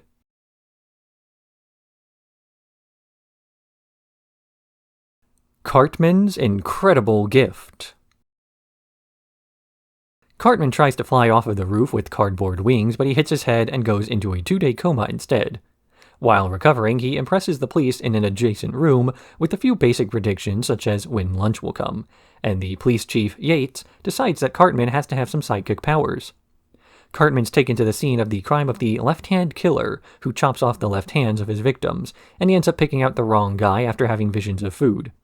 But when the murders keep happening, the police suspect a copycat killer, and they recruit Cartman to track someone else down, with Cartman blaming these killings on another self-proclaimed psychic group of South Park after they do imaginary battle with him. Meanwhile, Kyle is trying to convince everyone that Cartman's a fraud, so he pretends to have psychic powers of his own to track down the real killer, though the police find a bunch of right hands on his wall and assume he's innocent, until doing a ton of police work to realize you can turn your hand around. They race to the killer's house just as he's forcing Cartman to watch his old vacation photos, and Cartman pretends to kill him with a psychic blast. In the end, as Kyle's deduction was right, he tells them there's no such thing as psychics before accidentally blasting the lights in his hospital room. South Park is a show that routinely attempts to parody and satirize real life, and yet every so often they struggle with the fact that it is difficult to present fiction that is stranger than reality. A few times before, they've wondered if what they were discussing in the real world would be a bit too far, despite the fact that they were true to life. So there had to be something implemented to ensure that a few of the leaps they made to conclusions could be followed by the audience. Because while South Park might take real events and base plots off of them, they have the disadvantage of needing to keep the audience up to speed, those who may not be following news cycles as much as they have. But then keeping the plot itself has to stay beneath the 22-minute mark. And sometimes this is done by having an abundance of news segments where exposition is dumped into the audience's lap. Other times it is done with caricatures instead of characters, such as Police Chief Yates. Because Sergeant Barbrady already existed for the town of South Park, a bumbling, incompetent officer who allowed many of the plots to happen without getting too thoroughly involved. But when the plot requires police intervention, Barbrady is not a great choice. After all, it would be strange to see a man so foolish to act as though he now knew what was going on. So in the interest of satirizing American culture, they need caricatures of American culture to act out the plot lines, and a confident idiot best describes those in charge over someone clueless and passive.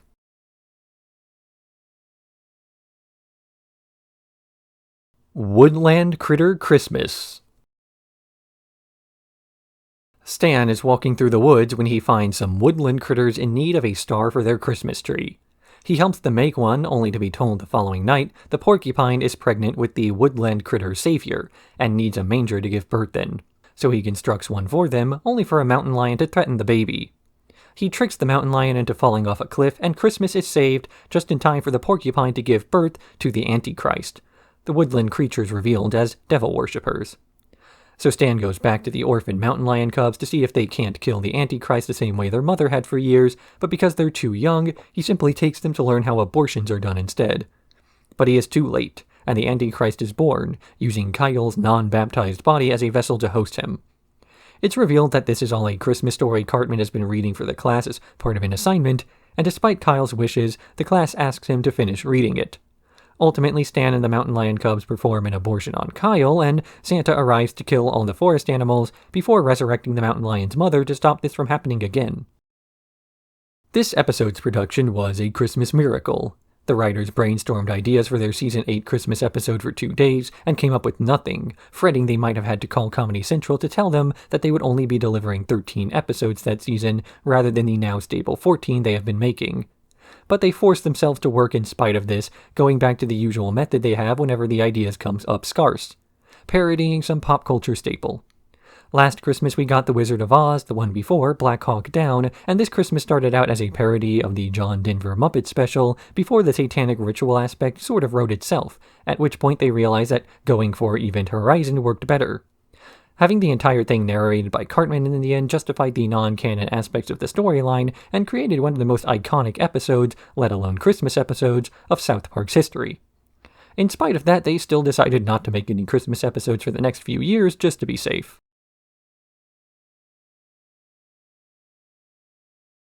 Mr. Garrison's Fancy New Vagina.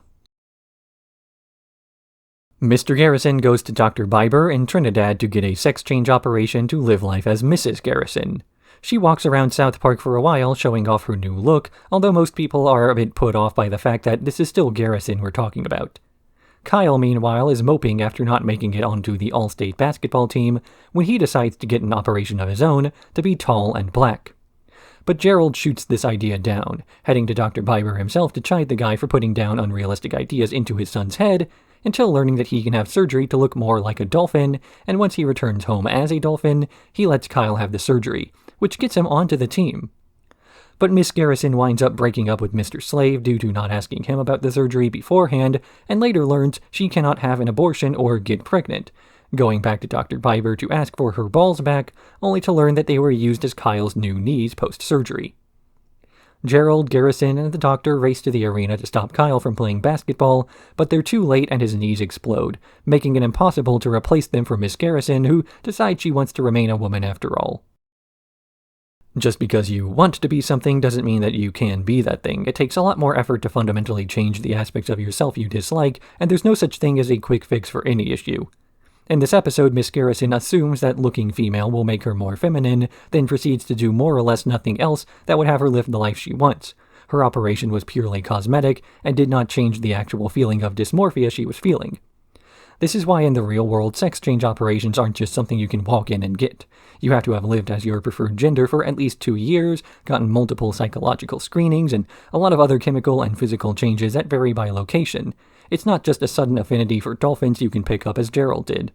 This is also why gender-affirming surgeries like hair implants, breast implants, and chin implants do not require as much preparation in spite of being far more common without any controversy. Nobody is saying, God wanted you bald, so do not sully his vision.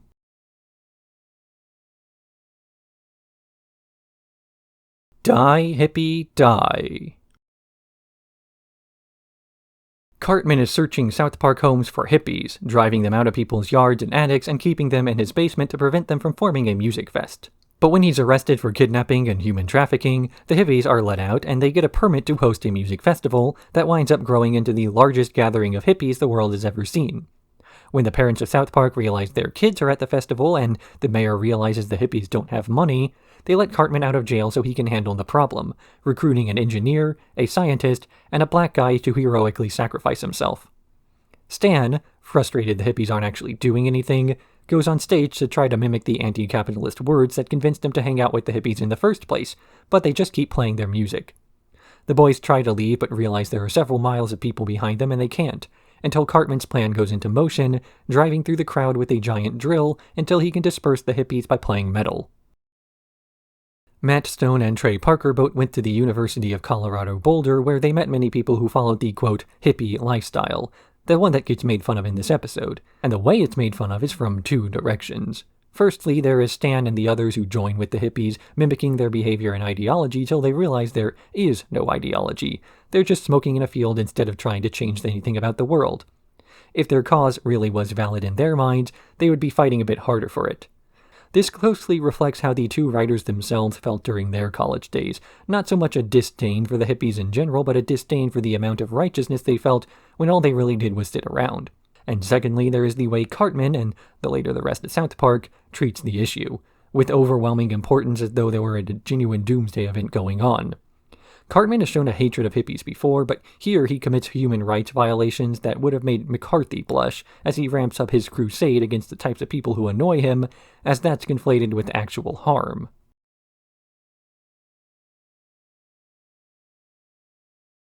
Wing.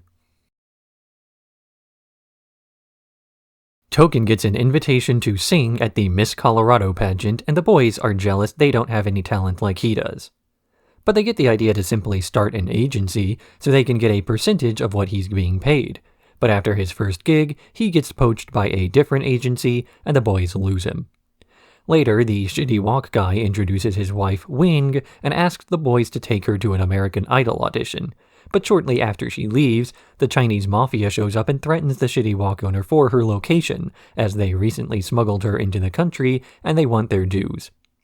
The boys miss her audition, but wind up finding more work on The Contender, an amateur boxing show where she's beaten up by another man, although she still manages to impress Sylvester Stallone, who offers to pay her to sing at his son's wedding. But the Chinese mafia has kidnapped her, though the boys assume it was a rival agency, and when they storm the compound to get her back, after fighting through despite Kenny getting killed, they find the head. But Kyle and Stan realize they're fighting over a person, as though she were property, and they realize they're in a bad industry, getting out and convincing the Chinese mafia to stop smuggling people, as Token waits tables at the wedding to pay his way back home. As South Park is a show that hinges on its creative freedom, it's obvious that the showrunners would have a bit of animosity towards any person or industry that primarily stands in the way of what they do creatively for no reason other than the fact that they want a cut. Ostensibly, agents are supposed to help out those with talent, managing their careers by finding new opportunities and boosting potential, while allowing them to focus solely on their craft. In reality, it's become an entire industry that exists mostly to justify itself, by having talents dependent on them instead of the other way around. Something Karl Marx something labor versus capital. Even though I'm a YouTuber, I'm not communist enough to make this point. For a further example of this fact, this episode largely hinged on getting permission from Wing herself to have her music used in the episode, a process that normally takes several months in the industry, though South Park had only 6 days to do so. As she was not beholden to a strict record deal as we see in this episode, though, things wound up working and the show came out on time.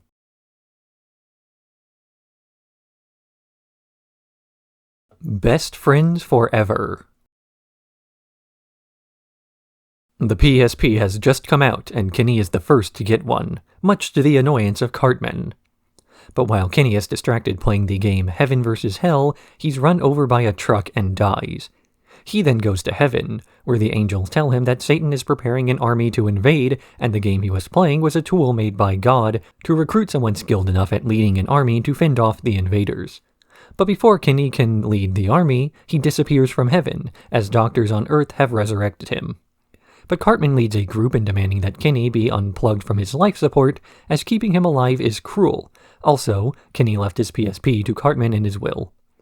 But Stan and Kyle, who would have received the rest of his possessions, want him to stay alive as long as possible, getting the media involved so people will be outraged that they're trying to kill Kenny. Satan's new boyfriend Kevin heads down to Earth to side with Cartman and keep Kenny alive so the secret weapon Heaven was planning on using will be unavailable. But then Kenny's lawyer finds the final page of his will, where he stipulates that, should he ever be on life support, he doesn't want to be shown on national television. They pull Kenny's plug, and he takes over command of Heaven's forces in time to win an off-screen final battle. In this reference to the ongoing story of Terry Schiavo, both parties in this episode try to speak on Kenny's behalf as they assume they know what he would have wanted, though Cartman was only doing so as a means to get a PSP and happened to use a few people who wanted to use Kenny for their own agenda. Stan and Kyle simply wanted to keep their friend alive, which here is viewed as the right thing just for the wrong reason, because they too were taking advantage of forces that wound up being on the same side as Satan to get their way. Of course, Stan and Kyle had no way of knowing that they were on the side of hell in the war of the afterlife, but then again they had no way of knowing what it was that Kenny wanted, as the last page of his will was missing. This is as much of an excuse for each action, though. They didn't know, but they knew they didn't know, yet they acted like they did anyway. Cartman's in the same boat, but he at least knows he's taking advantage of the fact that there's a gap in knowledge and exploiting ambiguity. The type of evil action that's only available when those who have the ability to choose a side opt to stay neutral in the interest of appearing impartial.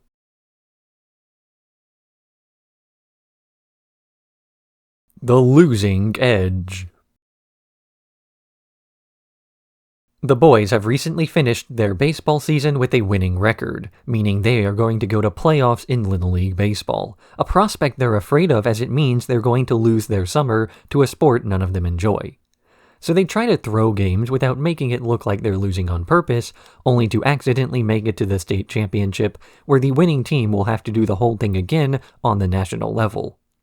They call in Kyle's cousin Kyle as a reverse ringer to be so bad at baseball they'll lose for sure. But the other team winds up being so good at losing on purpose, they're able to pitch directly at the bat and hit the balls into the South Park team's gloves. Meanwhile, Randy has been getting drunk at the Little League games and picking fights with other dads, posting bail in several cities through the season. But when he meets the Denver team's drunkest father, who calls himself Bat Dad, he worries he's not good enough to get thrown out of the state championship. But he shows up anyway and chucks beer in the guy's face, getting beaten up and tossed into the warm-up box. But after the refs break up the fight, saying the next person to throw a punch will have his team disqualified, the kids cheer on Randy. He gets up, taunts Bat Dad, and throws a few punches, getting South Park disqualified and letting the kids have their summer back. As much as South Park has a reputation for referencing the news and making topical episodes with political stints, just look at the previous episode for an example, the best episodes are still those that show the kids being kids, just with higher stakes, or an ironic twist on what the episode is parodying. Here, the parents of South Park are having a completely different view of the events as their children, putting them on a baseball team as it's what they wanted when they were younger. But the kids would prefer anything else. So instead of trying to win, they're trying to lose while making it appear as though it isn't on purpose, far more relatable to kids who grew up wanting to play video games while forced to be in a youth soccer league or what have you. They get the most unathletic ringer they possibly can and play against another group of children who have perfected the art of losing, with the plot hole of the fact that they made it to the finals being left unfulfilled without much question. Of course, the most talented teams are in the finals. We are so used to the plot being played straight, we don't question the Denver team's inclusion. But then, distinct from the other parents and the kids, we see Randy's plot, the real plot of the episode. Because this episode began with the simple idea that the kids looked kind of cute in their baseball uniforms, even though it was hard to tell who was who without the hats on. But Randy isn't there because he cares about winning or losing, outside of the indirect effect that it has on his ability to keep fighting other parents. To Randy, the thrill of the fight matters far more. He is the real athlete of the bunch because he doesn't concern himself with records but spirit. This is why the kids cheering him on gets him up, despite the fact that throwing a punch against Bat Dad ends the season, because it's not about winning or losing, but fighting in the first place.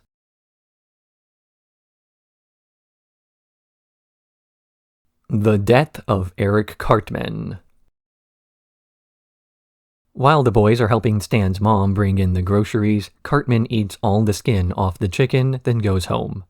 So Stan, Kyle, and Kenny decide that the next day, they are going to completely ignore him, and they get the rest of the boys at school to do the same. This, combined with a few other coincidences at home, makes Cartman believe he's dead, and he wanders the streets mourning himself until seeing Butters, who greets him. Cartman then convinces Butters that he can see dead people, which terrifies the kid for a while and nearly gets him grounded. But Cartman threatens to haunt Butters until he helps him apologize to everyone he used to know, then helps him send fruit baskets to the people he's wronged. But when Cartman doesn't go to heaven and get $10,000 cash, he smashes up Butters' room, which gets his friend committed to an asylum. After a series of probings, Butters teams up with Cartman to visit a psychic where he learns he might still be on Earth to prevent a tragedy. This tragedy occurs when they see a hostage situation on the news and rush over, with Cartman entering the building and making weird noises, distracting the escaped convicts long enough for Butters to free everyone. In the end, Cartman prepares for the afterlife, only for the other boys to arrive and forgive him, and so Cartman swears revenge on Butters for playing along. Stan and Kyle are unsure why it is that they hang out with Cartman in the first place, or rather they ask why it is that he hangs out with them, because they constantly insult and belittle him every chance they get, while he seems to genuinely despise the others. But after talking it through, they start to realize that Cartman thrives on negativity, to the point where most of his schemes through the show have far less to do with him getting a tangible gain, and more to do with making sure everyone else fails.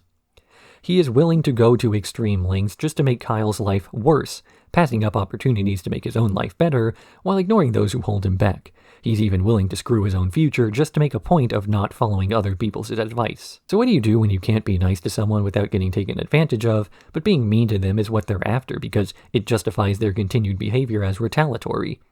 And the answer here is to completely ignore Eric Cartman. For a while he begins to act even more obnoxiously to get the attention of the others, but soon moves on to other activities when he realizes he won't be getting a reaction anymore. Importantly, the kids of South Park Elementary are unified in ignoring him, as if only a few kids had participated, it would have drawn even more attention as Cartman would try to crack their boycott.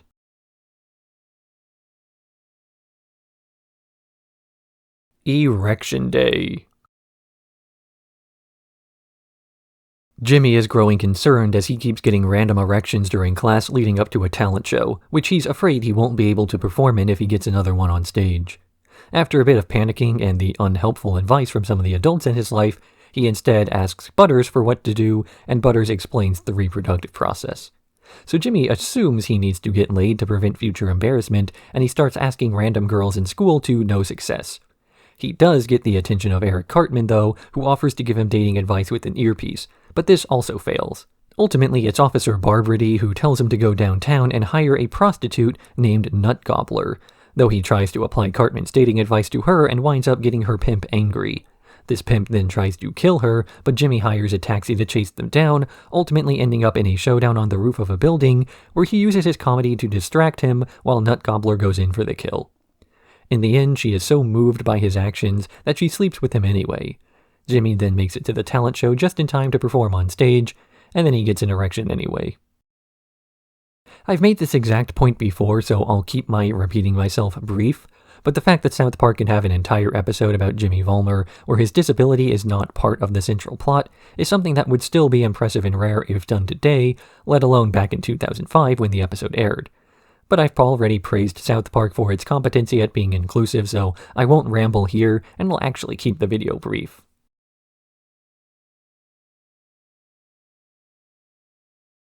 "2 days before the day after tomorrow." Cartman and Stan are playing in a boat when Stan decides to drive it, crashing into a beaver dam and flooding the town of Beaverton beneath it. The news reports on the disaster, and people start trying to figure out who to blame, with some saying it's the president, some blaming terrorists, but most people blaming global warming. This escalates after a scientific conference where a model is made showing global warming will strike 2 days before the day after tomorrow, and everybody tries to flee from a disaster they can't see, eventually winding up barricaded in the community center. But Stan feels guilty that he caused the people of Beaverton to become trapped, and he asks Kyle what to do, eventually resolving to get another boat and rescue them himself so he won't be in trouble but won't feel guilty either. They crash this boat into a refinery, and now the floodwater is on fire. He tries to call his parents to save him, and they dress in their cold weather gear, suspecting an ice age while they leave. Meanwhile, the US government has dispatched helicopters to save the trapped people because they finally figured out it wasn't global warming that broke the dam, but the crab people. Stan finally admits the truth, saying that it was him, only for everyone else to say they also broke the dam. Between the first and second halves of this season, Matt and Trey were asked several times by different people if they were going to do a take on Hurricane Katrina and the mismanagement of that disaster, their reputation of lampooning the news starting to catch up to them, making it expected they would have a take on everything that happened over the last few weeks. Of course, by the time the episode made it to air, the hurricane's landfall had happened over 2 months ago, so to tell the story that late meant they would only be saying things that had already been said. As a result, this episode was not referencing the hurricane, but referenced media that referenced the hurricane, and the day after tomorrow. The conclusion was then drawn from the post-crisis discussion, that conclusion being that people were far too eager to point fingers than actually solve issues, directly saying that they couldn't actually get people off the roofs of their homes until they knew whose fault it was. Of course, in the actual discussion of the episode, the showrunners raised and then dismissed the idea of man-made climate change a few times, though it would be pointless to repeat myself on this, so that section will be reserved for the Man-Bear-Pig review next season. Until now, there's an extra bit of irony to the fact that 13 seasons from now, Matt and Trey will finally reverse their stance on the issue, meaning when Randy says, "we didn't listen" over and over, that would retroactively be something applying to them too.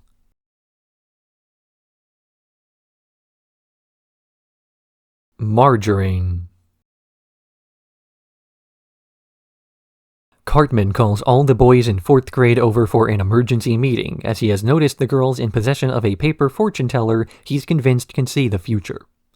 They make a plan to capture and contain it by sneaking Butters into an upcoming girls' slumber party by faking his death and having Marjorine enter as a new student.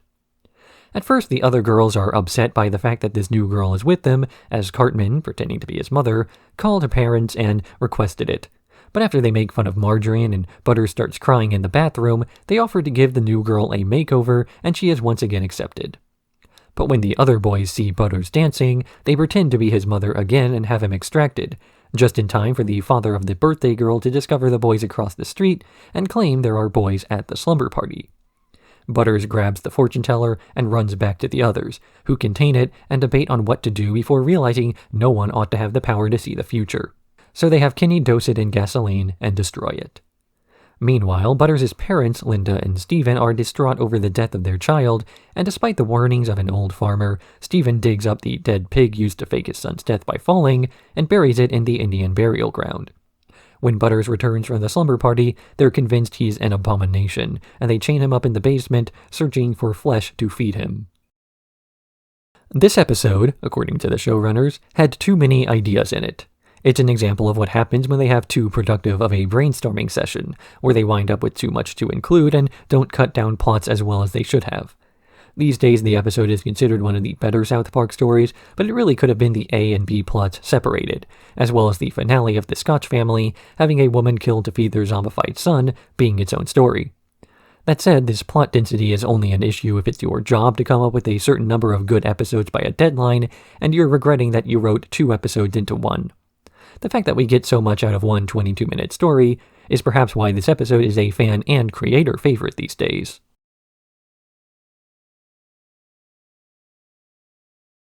Follow that egg.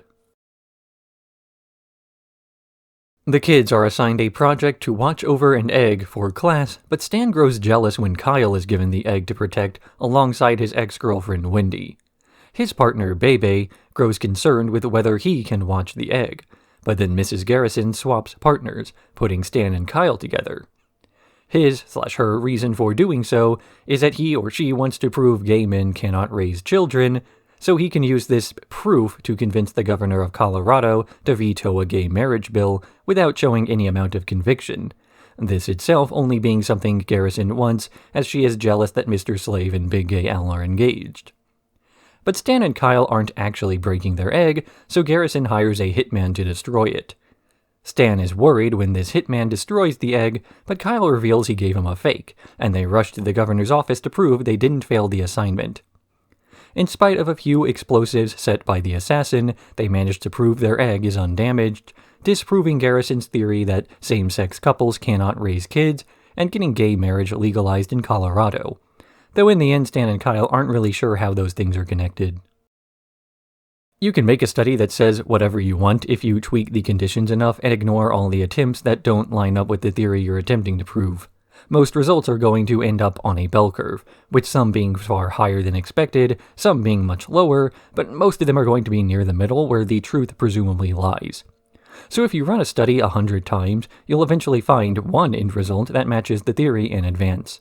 This is why keeping an open mind is the only way to achieve any amount of objectivity, although when objectivity is not what you're going for, you stick with the alternative solution of simply running as many studies under increasingly bizarre circumstances as possible and focusing on elevating a single voice over all the other ones. Oftentimes, misinformation is much less about lying and more about hiding the truth behind a bunch of pseudoscientific bullshit.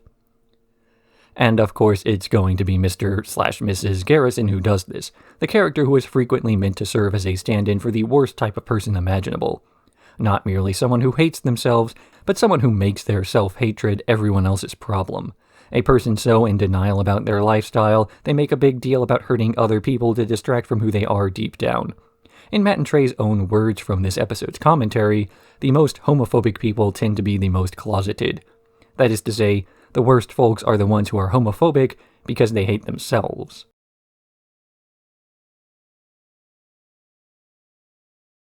Ginger Kids.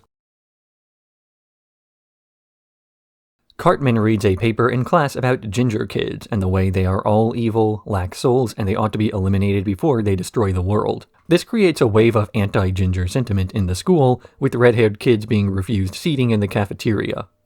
So the boys set out to teach him a lesson by dyeing Cartman's hair red and painting freckles on him overnight to trick him into believing he's been ginger all along. After facing the same discrimination he's been peddling for years, Cartman does not learn his lesson, but instead rallies all the gingers of South Park into an angry mob that beats a non-ginger actress, then goes nationwide to promote their racial superiority over all the other hair colors, by kidnapping kids overnight and dragging them back to the Hilton Airport Hotel to be executed in lava. Stan, Kyle, and Kenny are about to reverse the process as a prank on Cartman, but they get grabbed by the ginger kids before they get the chance to. Then, just before Kyle's about to be executed, he tells Cartman the truth, and Cartman immediately changes his tone, getting the ginger kids to sing together so they don't kill him too. Cartman's a good depiction of a typical bigot in the sense that his bigotry has far less to do with any genuine belief in superiority or a practical belief system or race or culture, but rather is far more opportunistic and eager to group people into the in-group and out-group based off personal allegiance. Cartman hates the Jews, not because of anything the Jews have actually done, but because it explains away his personal problems, like if he doesn't like a TV show, then instead of acknowledging that demographics are shifting away from pandering to him, he can say that Jews control the media and cope. If he gets poor grades in school, then he can just say that there's a discrimination going on against him, or a conspiracy that his authority is not recognized by some people. And of course, Cartman is routinely one of the least popular kids in school. The episode, The Death of Eric Cartman, shows how quickly the entire student body is willing to go along with ignoring him out of exhaustion. So of course he has to start an anti-ginger group, so there will be at least one group beneath him on the social hierarchy, without actually committing any effort towards self-improvement.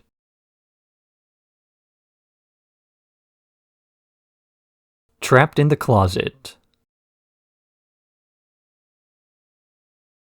While looking for a free way to pass the time, Stan finds a group of Scientologists who offer to give him a personality test where he learns he has depression. After using his own money to pay for an e-meter test to measure his thetan levels, the Scientologists discover his levels are unusually high, and he might be the reincarnation of L. Ron Hubbard, the founder of Scientology. A crowd of worshippers appears outside his house, including Tom Cruise, who asks Stan if he likes his movies, only for Stan to have a lukewarm opinion, resulting in Cruise entering Stan's closet and refusing to leave. Meanwhile, the Scientologists explain their belief system to Stan, roughly about how the alien overlord Xenu trapped the souls of several aliens on Earth and brainwashed them into making humans depressed. They then ask him to channel the dead sci-fi writer to create more fiction, more religious beliefs for them to follow. But when Stan includes new rules, like how members no longer have to pay money to join, they reveal it's just a scam and he should write things that give them more money.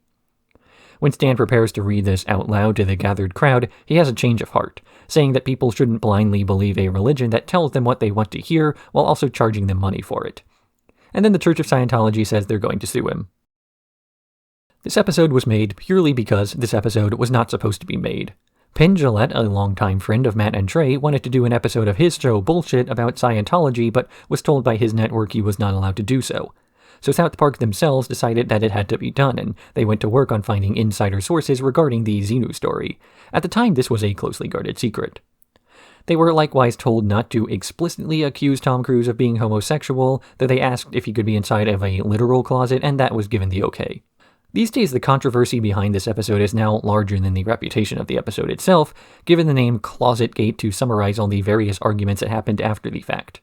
There are a few too many to list here and keep the video brief, and I will be covering most of the controversies in later sections, and what we did find out later has been changed, proven, disproven, revoked, and so on, to the point it's probably better to describe these events in meta terms, specifically a phenomenon that is now called the Streisand effect, where a person or group's attempts to cover something up wind up drawing even more attention to that fact. Scientology and its associated members' backlash to this episode drew even more attention to it. The episode actually was taken off the air for a few months, but that only increased demand for it to be brought back.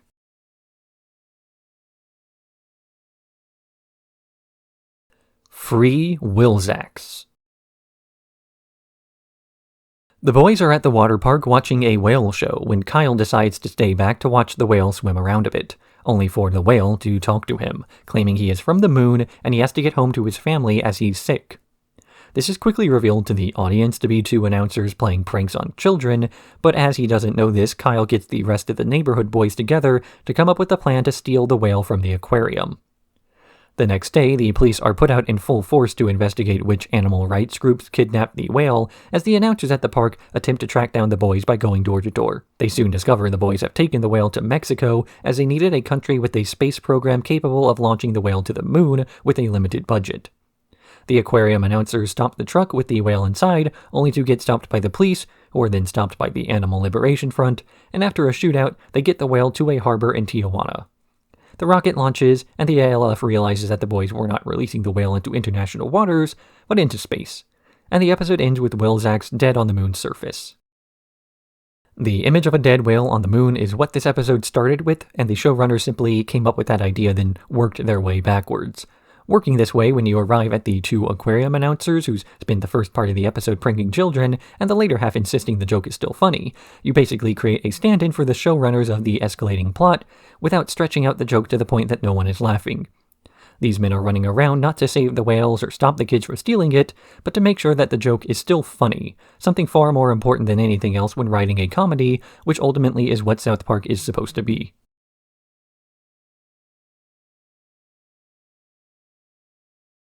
Bloody Mary. Randy shows up drunk to pick up the kids from karate practice and gets pulled over, spending the night in jail. After embarrassing Stan in class by speaking about drunk driving, he then goes to a court-ordered AA meeting. Here he learns that all alcoholics are diseased, and there is no treatment for the disease but to put faith in God and let him handle it for you. Randy then falls into a slump, no longer trying to fight the urge to drink and taking Grandpa Marsh's wheelchair as he believes he's dying and it will take a miracle to save him. Nearby, a miracle has occurred, where a statue of the Virgin Mary has started crying tears of blood out of her ass.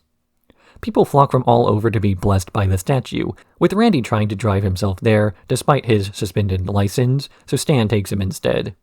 Once there, he keeps convincing his son to cut other sick people in line, embarrassing Stan further until the statue finally craps blood on Randy, and he declares that he is cured. Randy doesn't drink for nearly a week afterwards, until a news report shows that Pope Benedict XVI has arrived and declares that it's not a miracle. Randy relapses until Stan rushes over to convince him that because it wasn't a miracle, he actually had the self-discipline to stop drinking all along.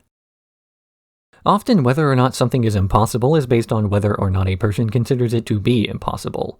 When you're told a particular life goal can't be done without divine intervention, you're not going to bother trying to do it on your own like Randy does. But the reverse is also true, where something that seems impossibly unlikely can be achieved by seeing someone else's success story. Both of these concepts are implemented by AA during this episode, both telling people that working alone is impossible and that self-discipline is a myth, and then making the alcoholics they treat dependent on their group to fix anything and then keep it fixed. This episode wound up pulled from syndication after complaints from the Catholic Church due to its depiction of the church's programs and its leader being shit on. This was largely due to Catholics within Viacom who were unhappy with the depiction, demanding an internal review rather than any actual outside pressure. But the episode was pulled from syndication all the same. And that was the first time this had happened due to complaints, meaning a precedent had been set. Before this episode, Comedy Central never pulled episodes from their rerun schedule, as they knew it could set a precedent to have episodes removed in the future, and they did not want to incentivize protesters to make that specific demand. After all, up to that point when people protested South Park, it was always in very vague terms, complaints against the show itself, which did nothing but help promote the show due to the controversy, as now everyone had to go see what the fuss was about. But once you pull one episode, you can pull any other episode, and so begins South Park's most controversial season to date.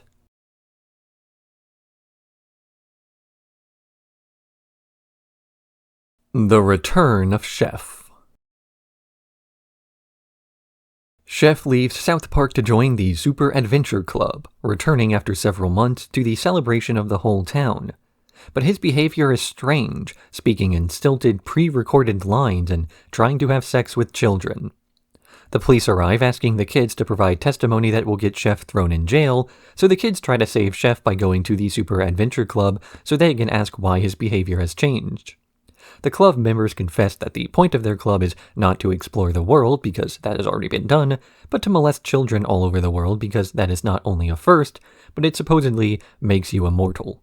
The kids realize Chef has been brainwashed into believing this, and they look for a way to unscramble his brains, succeeding when a morbidly obese black woman dances for him. But the Super Adventure Club kidnaps Chef again, trying to re-brainwash him and keep their secrets safe. But when the boys break out and rescue him, he winds up turning back, trying to find what it was he left South Park for in the first place. But the bridge he's on breaks and he falls down a cliff, getting impaled on a spike and eaten by a mountain lion, then shot at by the Super Adventure Club, and then eaten by a bear. In the end, the people of South Park hold a funeral for Chef, hoping to remember the good parts of his life and blaming the loss of him on the fruity little club he was a part of. This episode is the continuation of last season's Closet Gate, the backlash to the criticism South Park had made against the Church of Scientology, and the fact that Isaac Hayes, Chef's voice actor, had left the show due to the disrespect towards his religion. As the boys say, it is hardly the fault of Hayes himself, but the fruity little club he had joined and the brainwashing they did to him. This is not precisely how the episode's messaging was interpreted. Chef is killed in a brutal fashion, as if they wanted to ensure audiences knew he would never come back. But then at the end of the episode, Chef is brought back as Dart Chef, who then proceeds to never appear in the show properly. Even in the games, he only appears as his zombie self from Pink Eye. So it seems less like they wanted him gone for good and more like they wanted to send a message. This message is what audiences picked up on. Even to this day, you will still see comments in South Park videos and forums about how Isaac Hayes was a hypocrite for never speaking up about any of the insults South Park had thrown around until he was at the butt of them, and his character deserved what happened. The truth is what was always alluded to, that it wasn't Chef making the comments, but someone else on his behalf. In 2016, Hayes' son came forward to set the record straight. Isaac Hayes had never even seen the episodes in question and suffered a stroke beforehand, meaning he was in no condition to retire from voice acting of his own volition, and the anger surrounding the episode was largely misplaced. Isaac Hayes was a member of the Super Adventure Club, not the mastermind.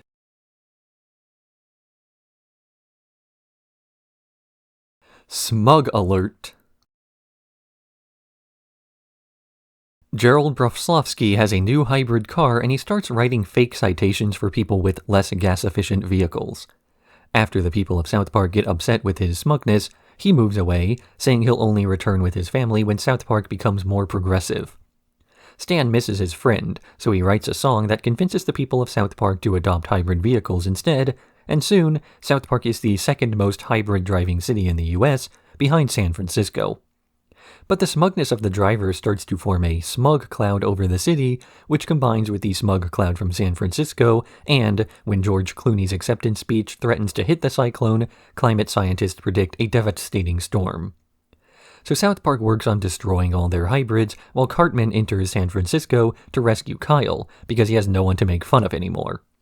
He finds Kyle's parents passed out from sniffing their own farts and drags them on a bus out of the city, which is destroyed in the same storm that nearly took out South Park. The people of South Park start rebuilding, saying they will never drive a hybrid again, although Kyle argues there's nothing wrong with driving a hybrid as long as you're not smug about it. I've stated before, albeit in vague terms, that the universe of South Park is one in which physical harm and mild annoyance are conflated as being equal. This episode is probably the best example to use to explain this phenomenon. The "I learned something today" speech at the end of the episode even acknowledges that hybrid cars are a useful technology for eliminating oil dependence, but that people being incapable of driving them without being smug about it is too high a price to pay for the lower smog levels. If it is a choice between people smelling their own farts and smelling diesel exhaust in playgrounds, the things are apparently not so different. Again, not literally, but in the exaggerated world of South Park, they are. Surely the fans watching at home understood and laughed at the satire rather than internalizing it. The motivation for this episode comes from the fact that Matt and Trey were now getting invited to insider parties with other celebrities, and they couldn't stand the mentality these people had, buying hybrid cars as they felt it was their noblesse oblige to set an example for the underclasses, but not to actually commit to betterment themselves because they still flew their private jets to climate conferences. The fact that as I am working on this video there's a large swath of the Amazon rainforest being bulldozed to make space for the COP30 climate summit means that 20 years later we haven't learned a thing.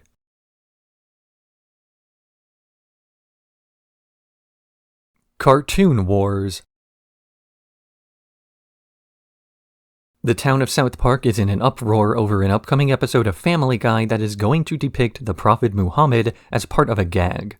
They hide out in the community center again, but the episode airs and nothing happens, because Fox executives censored the episode at the last minute.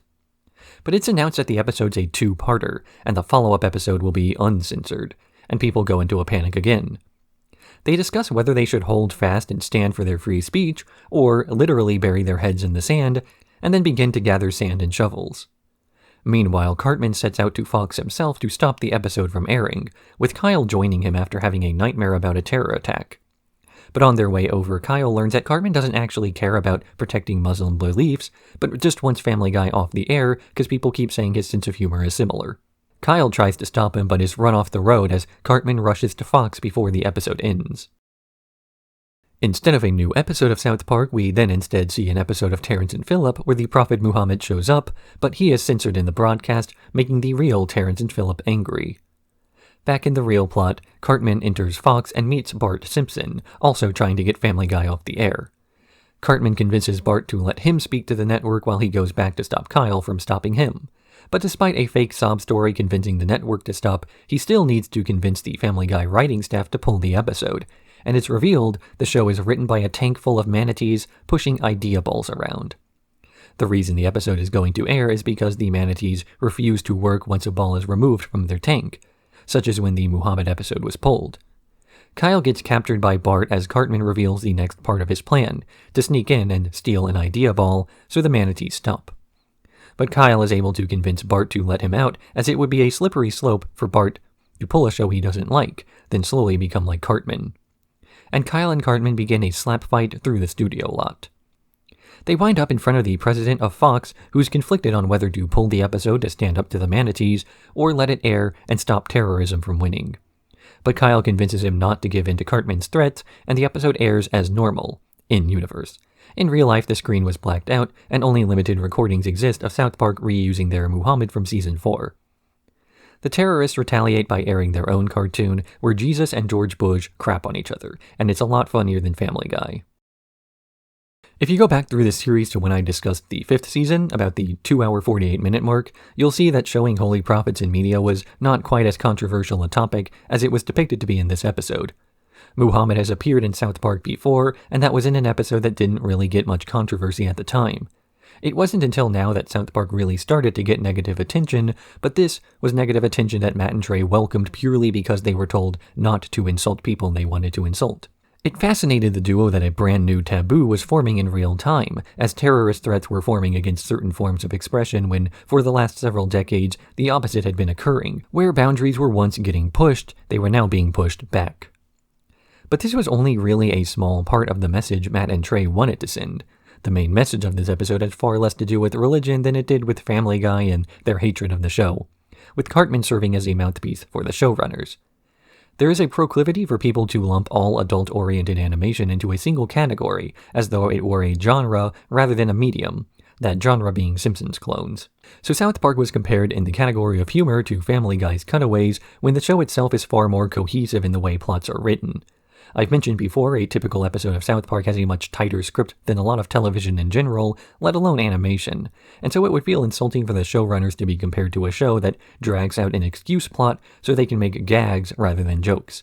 The difference between jokes and gags being whether they push the plot forward or if they exist in spite of the ongoing story, respectively. When South Park made this episode, they were rewarded by a lot of people for standing up and saying what no one else could. Not the Muhammad stuff, but that Family Guy was overrated. I haven't myself covered Family Guy yet, but my thoughts are generally the same, if not with a bit more nuance than can be shown in a 22-minute episode. Of course, there were also a lot of people whose response to this episode was less favorable. That is to say, they were just asking Matt and Trey about the latest drama with Tom Cruise. Celebrity bullshit tends to be much more popular than holy wars.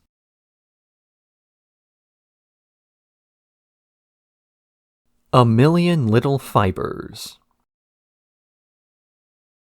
Towelie gets fired from his job at P.F. Chang's for getting high and, with no way to pay rent, decides to write his memoirs to sell. But no publisher wants to release a book about a towel, so he gets high and then edits the story to make himself into a human, getting published, and eventually going on Oprah to have his story be the book of the month. But Oprah's Minge gets upset, saying that he's not getting enough attention, so he tries to discredit Oprah by hiring investigative reporter Geraldo Rivera to follow up on rumors that Towelie's a towel. Oprah then reveals this on her show, but rather than losing credibility, she turns the crowd against Towelie, becoming more popular than ever. So Oprah's Minge pulls out a gun and threatens everyone, killing a police officer and taking hostages. Towelie sneaks under the door to a bank and opens it, letting all the hostages escape and giving the police a shot, killing Oprah's anus. In the end, Towelie becomes accepted by the people and he learns his lesson, not to get high to get ideas, but to get high as a reward for getting ideas. This episode is best defined by a few behind-the-scenes terms: bank episodes and hat on a hat. A bank episode is a simple plot created to write itself, so the showrunners can take it easy for a week when they're not sure what else to write. This episode began as one of those banked episodes, with the people of South Park coming together to give Towelie an intervention. The plot was about half written when they came back to it mid-season, only to then realize they had nowhere to go with it. Most of what they had was scrapped, and the showrunners had to start fresh instead of being able to take a week off like they planned to. By now, we've repeatedly seen that when Matt and Trey run out of ideas, they turn to current events for inspiration. So we get an episode about Geraldo Rivera's controversies, James Frey's novel having embellishments in it, and that winds up derailed by jokes about Oprah's vagina. This brings us to the other term used, hat on a hat. To put a hat on a story is to give it something memorable. Cartoon Wars is the Family Guy episode. Smug Alert is the Hybrid Cars episode. Man Bear Pig is the Al Gore episode. But A Million Little Fibers is a Towelie episode, an Oprah episode, the James Frey episode, the Geraldo Rivera episode. It is now remembered as one of the weakest episodes of the show due to the fact that it tries too hard to do too much and winds up doing too little.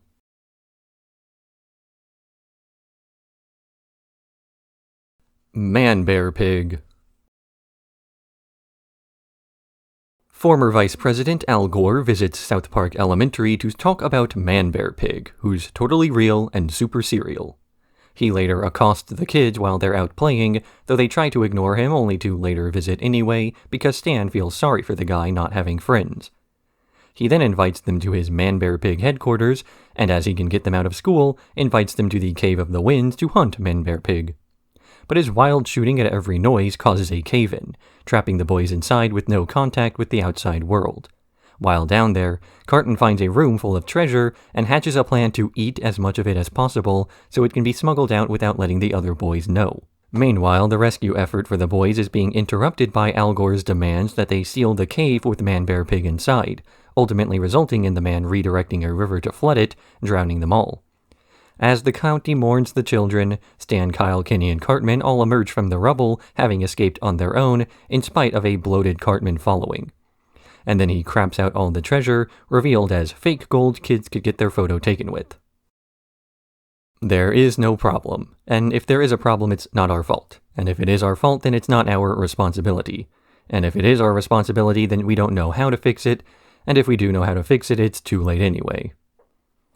This episode had far less to do with global warming and far more to do with a personal dislike of Al Gore's documentary because it was boring and they thought it didn't deserve so many awards. So the villain of the episode, Man Bear Pig, is not so much the metaphor but the man making it, with an assumption that he must be doing so to bring attention to himself rather than the issue. It hasn't personally affected Matt or Trey yet, so it has to be fake. This goes back to the metaphor of the frog in a boiling pot. As long as the difference in environment is a small one each year, then most people will focus more on today than the potential tomorrow, assuming anyone who can recognize patterns is just trying to be boring and miserable, as Al Gore is characterized in this episode. Of course, these days the episode is now known as a part 1 to a later 3-parter, concluding over a decade from now, where Man Bear Pig turns out to be real and what's basically an apology to Al Gore for not believing him those years ago. But in spite of their later change and admission of when they were wrong, what this episode still highlights is one of those things that comes up pretty frequently through the series, where alarmists are considered the bad guys by default, regardless of what they are raising the alarm about. Because to Matt and Trey, the real bad guys are the people who ask you to change anything about your life. The people with the audacity to demand that the frogs be removed from the boiling pot, when the frog is so comfortable in the warm water.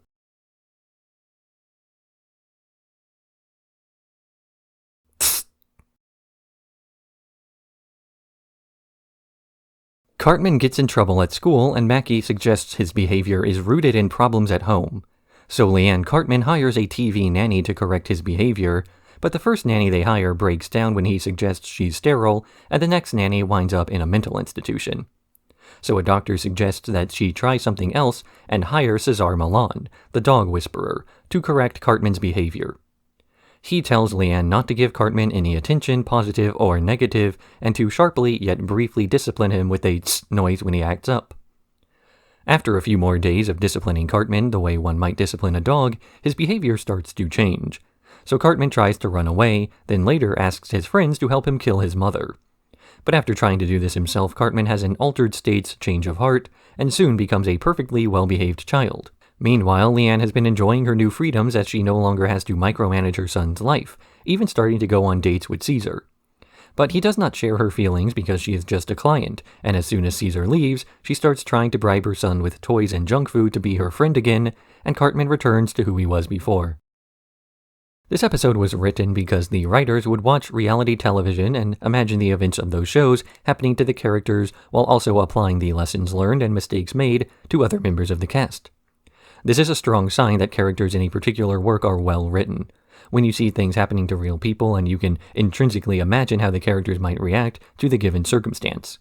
It means that you can, however briefly, forget they aren't real because they act like they are. This is somewhat natural given how long the show has been running for. The characters evolve based on the events that happen to them, not out of a desire for character development, but because it would be less authentic to avoid doing so. Cartman began as one of 4 foul-mouthed friends and has since become a force that can traumatize a babysitter, though I will resist the urge to say The Simpsons already did it. Now, what exactly were the lessons learned from the mistakes made on TV? The biggest takeaway was that parents who focused on being their child's friend often failed to be the child's parent. A friend wouldn't want to say no when you asked them to do something fun. A friend wouldn't force you to stay home and brush your teeth or do your homework. A friend is an enabler, at least according to these parents, who presumably want to befriend their children to make up for a lack of real relationships and thus real experience with friendship. Leanne is depicted as being lonely, and this is why she spoils Cartman. His attention-seeking behavior is the closest thing to socialization that she gets.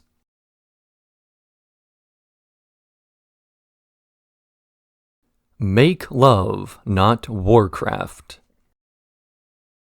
The boys of South Park are all playing World of Warcraft, blowing off their parents like Randy, when a griefer comes in and kills them all. This is a recurring problem within the world of Warcraft, as the character has spent so much time grinding, even the administrators can't stop him. So Cartman gathers all the kids of South Park Elementary to gank him, but even with their numbers, they're too weak to stop the guy. Everyone decides to simply quit playing because it's not fun anymore, something that Blizzard is afraid of, as it could mean the end of the world of Warcraft. But Cartman hatches a scheme to level up against low-level boars for 2 months, where they'll be safe, so they can attack the griefer at a high level. But Blizzard has been monitoring these boys, and they still don't like their odds of winning. So based on a prophecy from Salzman in accounting, they unlock a USB with a deleted Sword of 1,000 Truths on it, that might help turn the tide of battle. They entrust the sword to Randy Marsh, who rushes to a computer so he can play World of Warcraft and hand his son the sword, which he does despite being killed in the process. Stan hits the griefer with the sword and drains his mana, allowing Cartman to pwn him once and for all, avenging their debts and saving the world of Warcraft.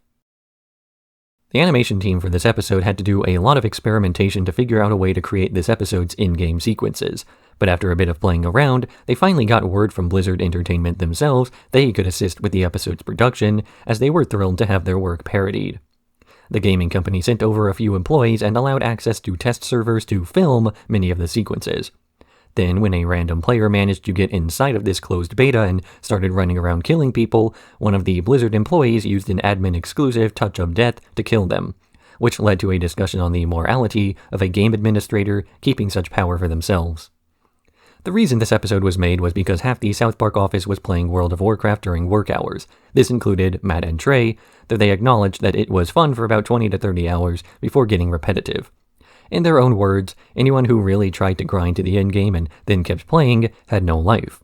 And of course, that included many of the people who worked on the episode, who took the insult as funny.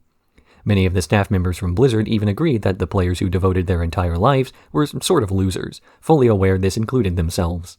Ultimately, the creation of this episode was viewed as a bit of a risk by the staff of the show, as they believed that it was pandering and constituted jumping the shark, though later reception has proved that the risk was worth it.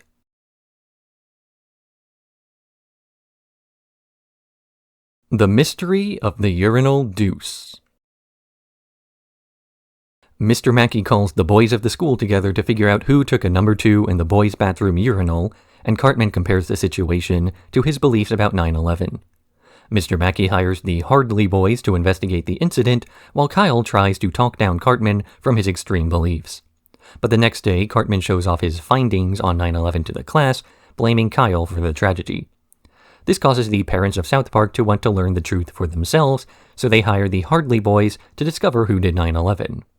When the students begin avoiding Kyle and federal agents start to follow Stan around, the two try to get to the bottom of 9/11 to clear Kyle's name. But the 9/11 truther who they meet with gets captured along with the boys, and they're taken to the White House to learn the truth. The US government really did do 9/11 in a super elaborate scheme. But later, Kyle and Stan start questioning how easy it was to escape, and when they see the truther alive and well, they follow him before being found by another man who invites them to his house for the real truth. that 9/11 was caused by piss-off Middle Easterners, and the US government pretends to have orchestrated the whole thing, so idiots like Cartman will believe they're in control. Also, it was Stan who took the dump in the urinal. Fundamentally, you can't argue with a conspiracy theorist as, in their minds, the more overwhelming the evidence against their theory is, the more people there are who want to keep the truth a secret, and therefore the more important it is that they double down on their theory. Basically, when you prove them wrong, they'll reply, "They got you too." This is usually referred to as a false balance, the idea that all viewpoints ought to be given equal attention, regardless of validity. If 99% of people are arguing one viewpoint and 1% are arguing the other, you don't split media attention between the two equally. In this episode, it's mentioned that about 1 in 4 Americans are dumb enough to believe this crap, and when they see that they only get 1/4 of the attention, they begin to suspect that something is wrong rather than someone is wrong. It is honestly a bit strange, but also refreshing to know that the showrunners of South Park are not conspiracy theorists, considering how much they fit the character of one. There's always a desire to consider both sides of every argument. There's a smug satisfaction where being correct is more important than being right, and a sort of ego that comes from not being in a position of weakness, then looking down at those who are, that tends to reinforce these things. But where people like Matt and Trey differ from people like Eric Cartman is the ability to make fun of themselves. If you can laugh at yourself, then you'll never take yourself seriously enough to reject the truth and fail to admit when you're wrong.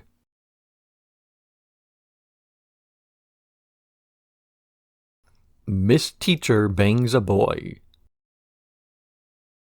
Cartman is called into the principal's office as it's his turn to be hall monitor, and the authority immediately goes to his head as he starts interrogating students and threatening the kindergarten teacher, Miss Stevenson, when he finds a love letter to her written by Ike. She talks to Ike about this love letter, and it turns out they both feel the same way.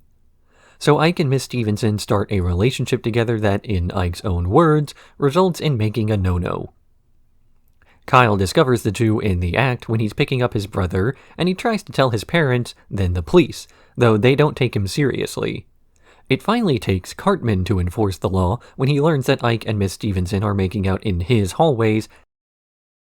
Miss Stevenson gets out of prison by claiming she's an alcoholic and going to a quick rehab session before she decides to run away with Ike to Milan. Kyle teams up with Cartman to stop them before their flight leaves, bear macing everyone in the hotel till they chase Miss Stevenson to the roof. She prepares to jump off with Ike if they can't be together, but Kyle convinces Ike not to go through with it. The Cartman the Bounty Hunter scenes were originally meant to be in the episode Die Hippie Die, but the showrunners weren't sure anyone would get the joke. Later, they planned on including Cartman acting as a bounty hunter in The Mystery of the Urinal Deuce, but that episode was running long, so the already completed animation got reused for this episode, adding a means of giving the plot a conclusion without actually getting the police directly involved, the officers arresting the woman out of convenience more than anything else. And the reason the officers are more likely to say nice instead of responding to statutory rape is due to the existing double standard, something Matt and Trey managed to reduce audience sympathy for by exaggerating the circumstances to an extreme point. If Miss Stevenson was sleeping with an older student, it would still be a crime, but some out there in the real world would not consider it to be morally wrong. So rather than risking part of their audience sympathizing with a sexual predator, they made Ike the victim. The idea being that the younger the victim was, the funnier the joke would be, and the less likely it would be that controversy would arise. Sure, it would be more offensive, but that's the point. You're not supposed to argue Miss Stevenson was a good person who did nothing wrong. South Park has a tendency to exaggerate stories to prove a point, and this is one where the extra controversy wound up working in favor of what they were making fun of.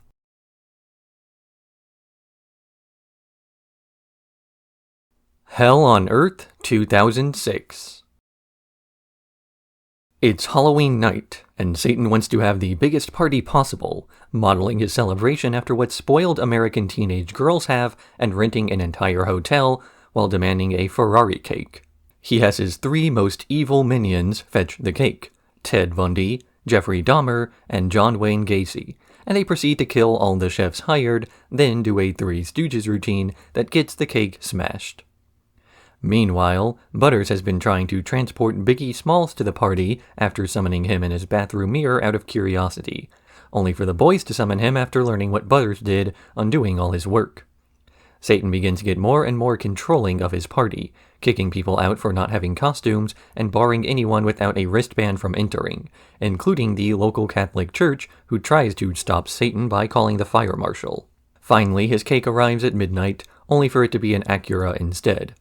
Satan throws a tantrum before realizing he has become worse than the spoiled teenagers on TV, and he apologizes by letting everyone in, including Butters and Biggie, who he was able to summon with the hand mirror. As before, when South Park struggles with episode ideas, they pull from the well of non-topical pop culture to parody, so they can quickly write an episode based on their impressions of what they saw on TV. And while this is typically something done as a sign of distress, the quality of the TV-inspired episodes has been steadily improving for several seasons, to the point where the showrunners are now more than capable of making an episode based on a TV show that does not reek of desperation, but rather is a fine episode on its own. Basically, Matt and Trey have gotten very good at making episodes quickly without sacrificing quality. Sure, Hell on Earth 2006 might not have too cohesive of a plot, with several different ongoing plot lines that don't really have payoffs, and very little involvement from the main cast, but the gags in the episode wind up sufficient to carry the story to its conclusion. It's a bit like doing a paper for school the night before, but still getting a B+.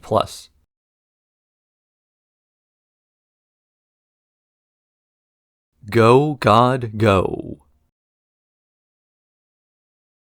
Cartman is pacing around the electronics store waiting for the Nintendo Wii to release.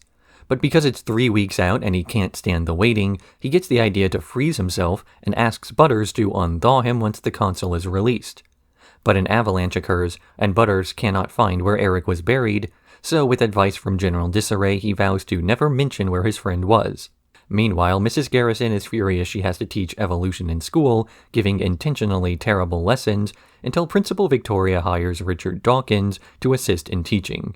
Garrison tries to interrupt these lessons, but Dawkins is infatuated by how aggressive she behaves, asking her on a date where he converts her to atheism, and she eventually suggests they form an alliance together to rid the world of religion. Cartman is woken up in the distant future, told that the only remaining Nintendo Wii is now in a museum, but more importantly he's the time child, unfrozen by the United Atheist League because he knew someone responsible for ridding the world of religion. But before they can reveal any more, they're attacked and killed by the United Atheist Alliance, who then brag to the Allied Atheist Alliance, who are talking otters, that they have the key to victory. Eric and the Otters approach the New Hampshire Museum of Technology, where he is finally able to get the Nintendo Wii he always wanted, betraying the Otters by teleporting back to the United Atheist Alliance. But when he tries to get it installed, Cartman learns it is not backwards compatible with any of the future systems, and therefore he can't play it. He does, however, learn there's a time phone he can use to call the past.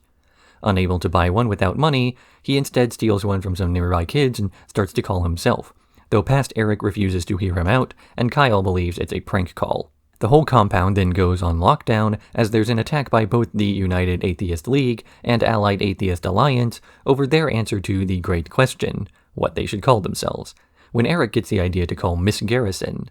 But Richard Dawkins answers instead, hearing Eric try to ask for Mr. Garrison before revealing the truth of the sex change operation, which disgusts Dawkins and makes him run out. With no more alliance, the future changes to one with no war because there are no more ism ideologies. They send Cartman back to the past, but he now has to wait 2 months for the Wii as he overshot the date, only to get a call from the future again, warning him not to freeze himself a second time. Atheism is, in theory, a lack of a belief in any higher power to explain human existence. In practice, though, atheism has a tendency to become a belief system in and of itself, and much like it's annoying when religious folk try to cram their ideology into other people's faces, it's just as annoying for atheists to do the same thing.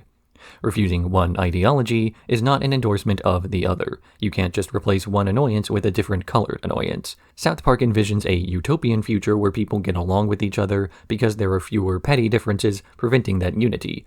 This is not to argue that religion is the cause of or solution to all the world's problems, as so many suggest, though. Because even this ideal future still has wars for the same reasons as before, it's only the justification for these wars that has changed. People don't argue they're more correct because they interpreted a book differently. Ideally, religion would still exist, it would just be taken about as seriously as when someone tells you they're really into astrology. They wouldn't be writing laws based on the position of Mercury. They shouldn't be handing out political positions based on how devoted someone is to a particular religious belief. Religion, or a lack thereof, is often used as a justification for failures in other fields, moral or otherwise, like someone saying they're better at physics because they're not religious, and that you should ignore their grades in school, or someone saying that they don't need to apologize for wronging someone because God forgave them. The inspiration for this episode came from a Nightline interview with the showrunners, where they were asked their beliefs on religion, with most people assuming they were atheists. But the answer Matt and Trey gave was less of an indictment of religion, as it was a more vaguely spiritual answer. Not so much staunch atheism, but a lack of trust in institutions, religious or otherwise, to answer questions for them.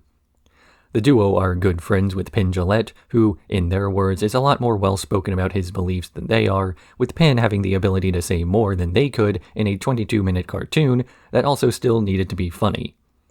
This interview led to long discussions about Matt and Trey's real religious beliefs, with South Park starting to become the center of drama, as religious groups and atheists alike were unsure whether or not to claim the duo as one of their own. But through all of this, the real concern to the South Park team was the much more important fact that the Nintendo Wii's release date was coming up, and it would have a new Zelda game, and it would be really cool. So while the rest of the world was fighting a holy war, Matt and Trey were fighting Ganon.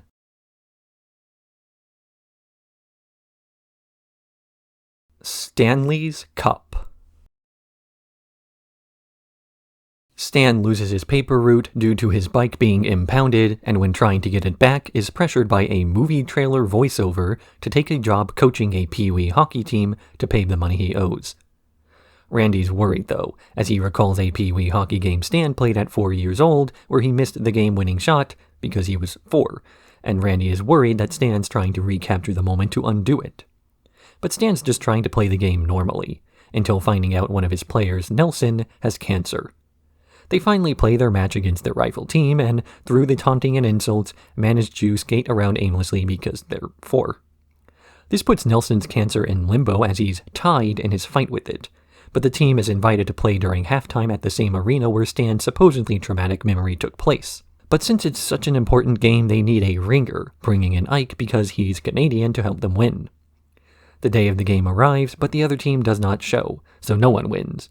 But the Colorado Avalanche, after learning of all the Pee-wee team has been through, decides to let the kids take their place against the Red Wings. The Red Wings then beat the children, literally and figuratively, because they're 4, and Nelson dies of cancer. If you've seen an 80s movie, you've seen this episode. Even if you've never seen an 80s sports movie, there's also a good chance you've seen this episode, to the point that the blatant parody still works for people to whom songs like Montage are... Wait, hold on, this is the review section for Asspen. The same story beats still apply, though. Stan is repeatedly pushed through the motions of an 80s sports comedy. The flashbacks even take place in the 70s. But this time he's a lot less resistant to going along with the flow of things because we've already seen the plot play out. The difference now is that Stanley's Cup is far more self-aware, with Stan acknowledging that the plot is just every sports movie, while the narrator's a real guy following him around to make the record scratch noise while repeating every plot beat with the herp-to-terp voice from the episode about John Edwards. Of course, once you redo a plot, you can't play the ending straight, you have to iterate on it. So a story that exactly follows the old 80s sports movie cliches has to do something different, and rather than some sort of crab people ending, we got the movie being played totally straight. It turns out 4-year-olds skate as well as 4-year-olds. It turns out the underdogs were actually a much worse team, and it turns out the more they are underdogs, the more brutal of a loss it is going to be.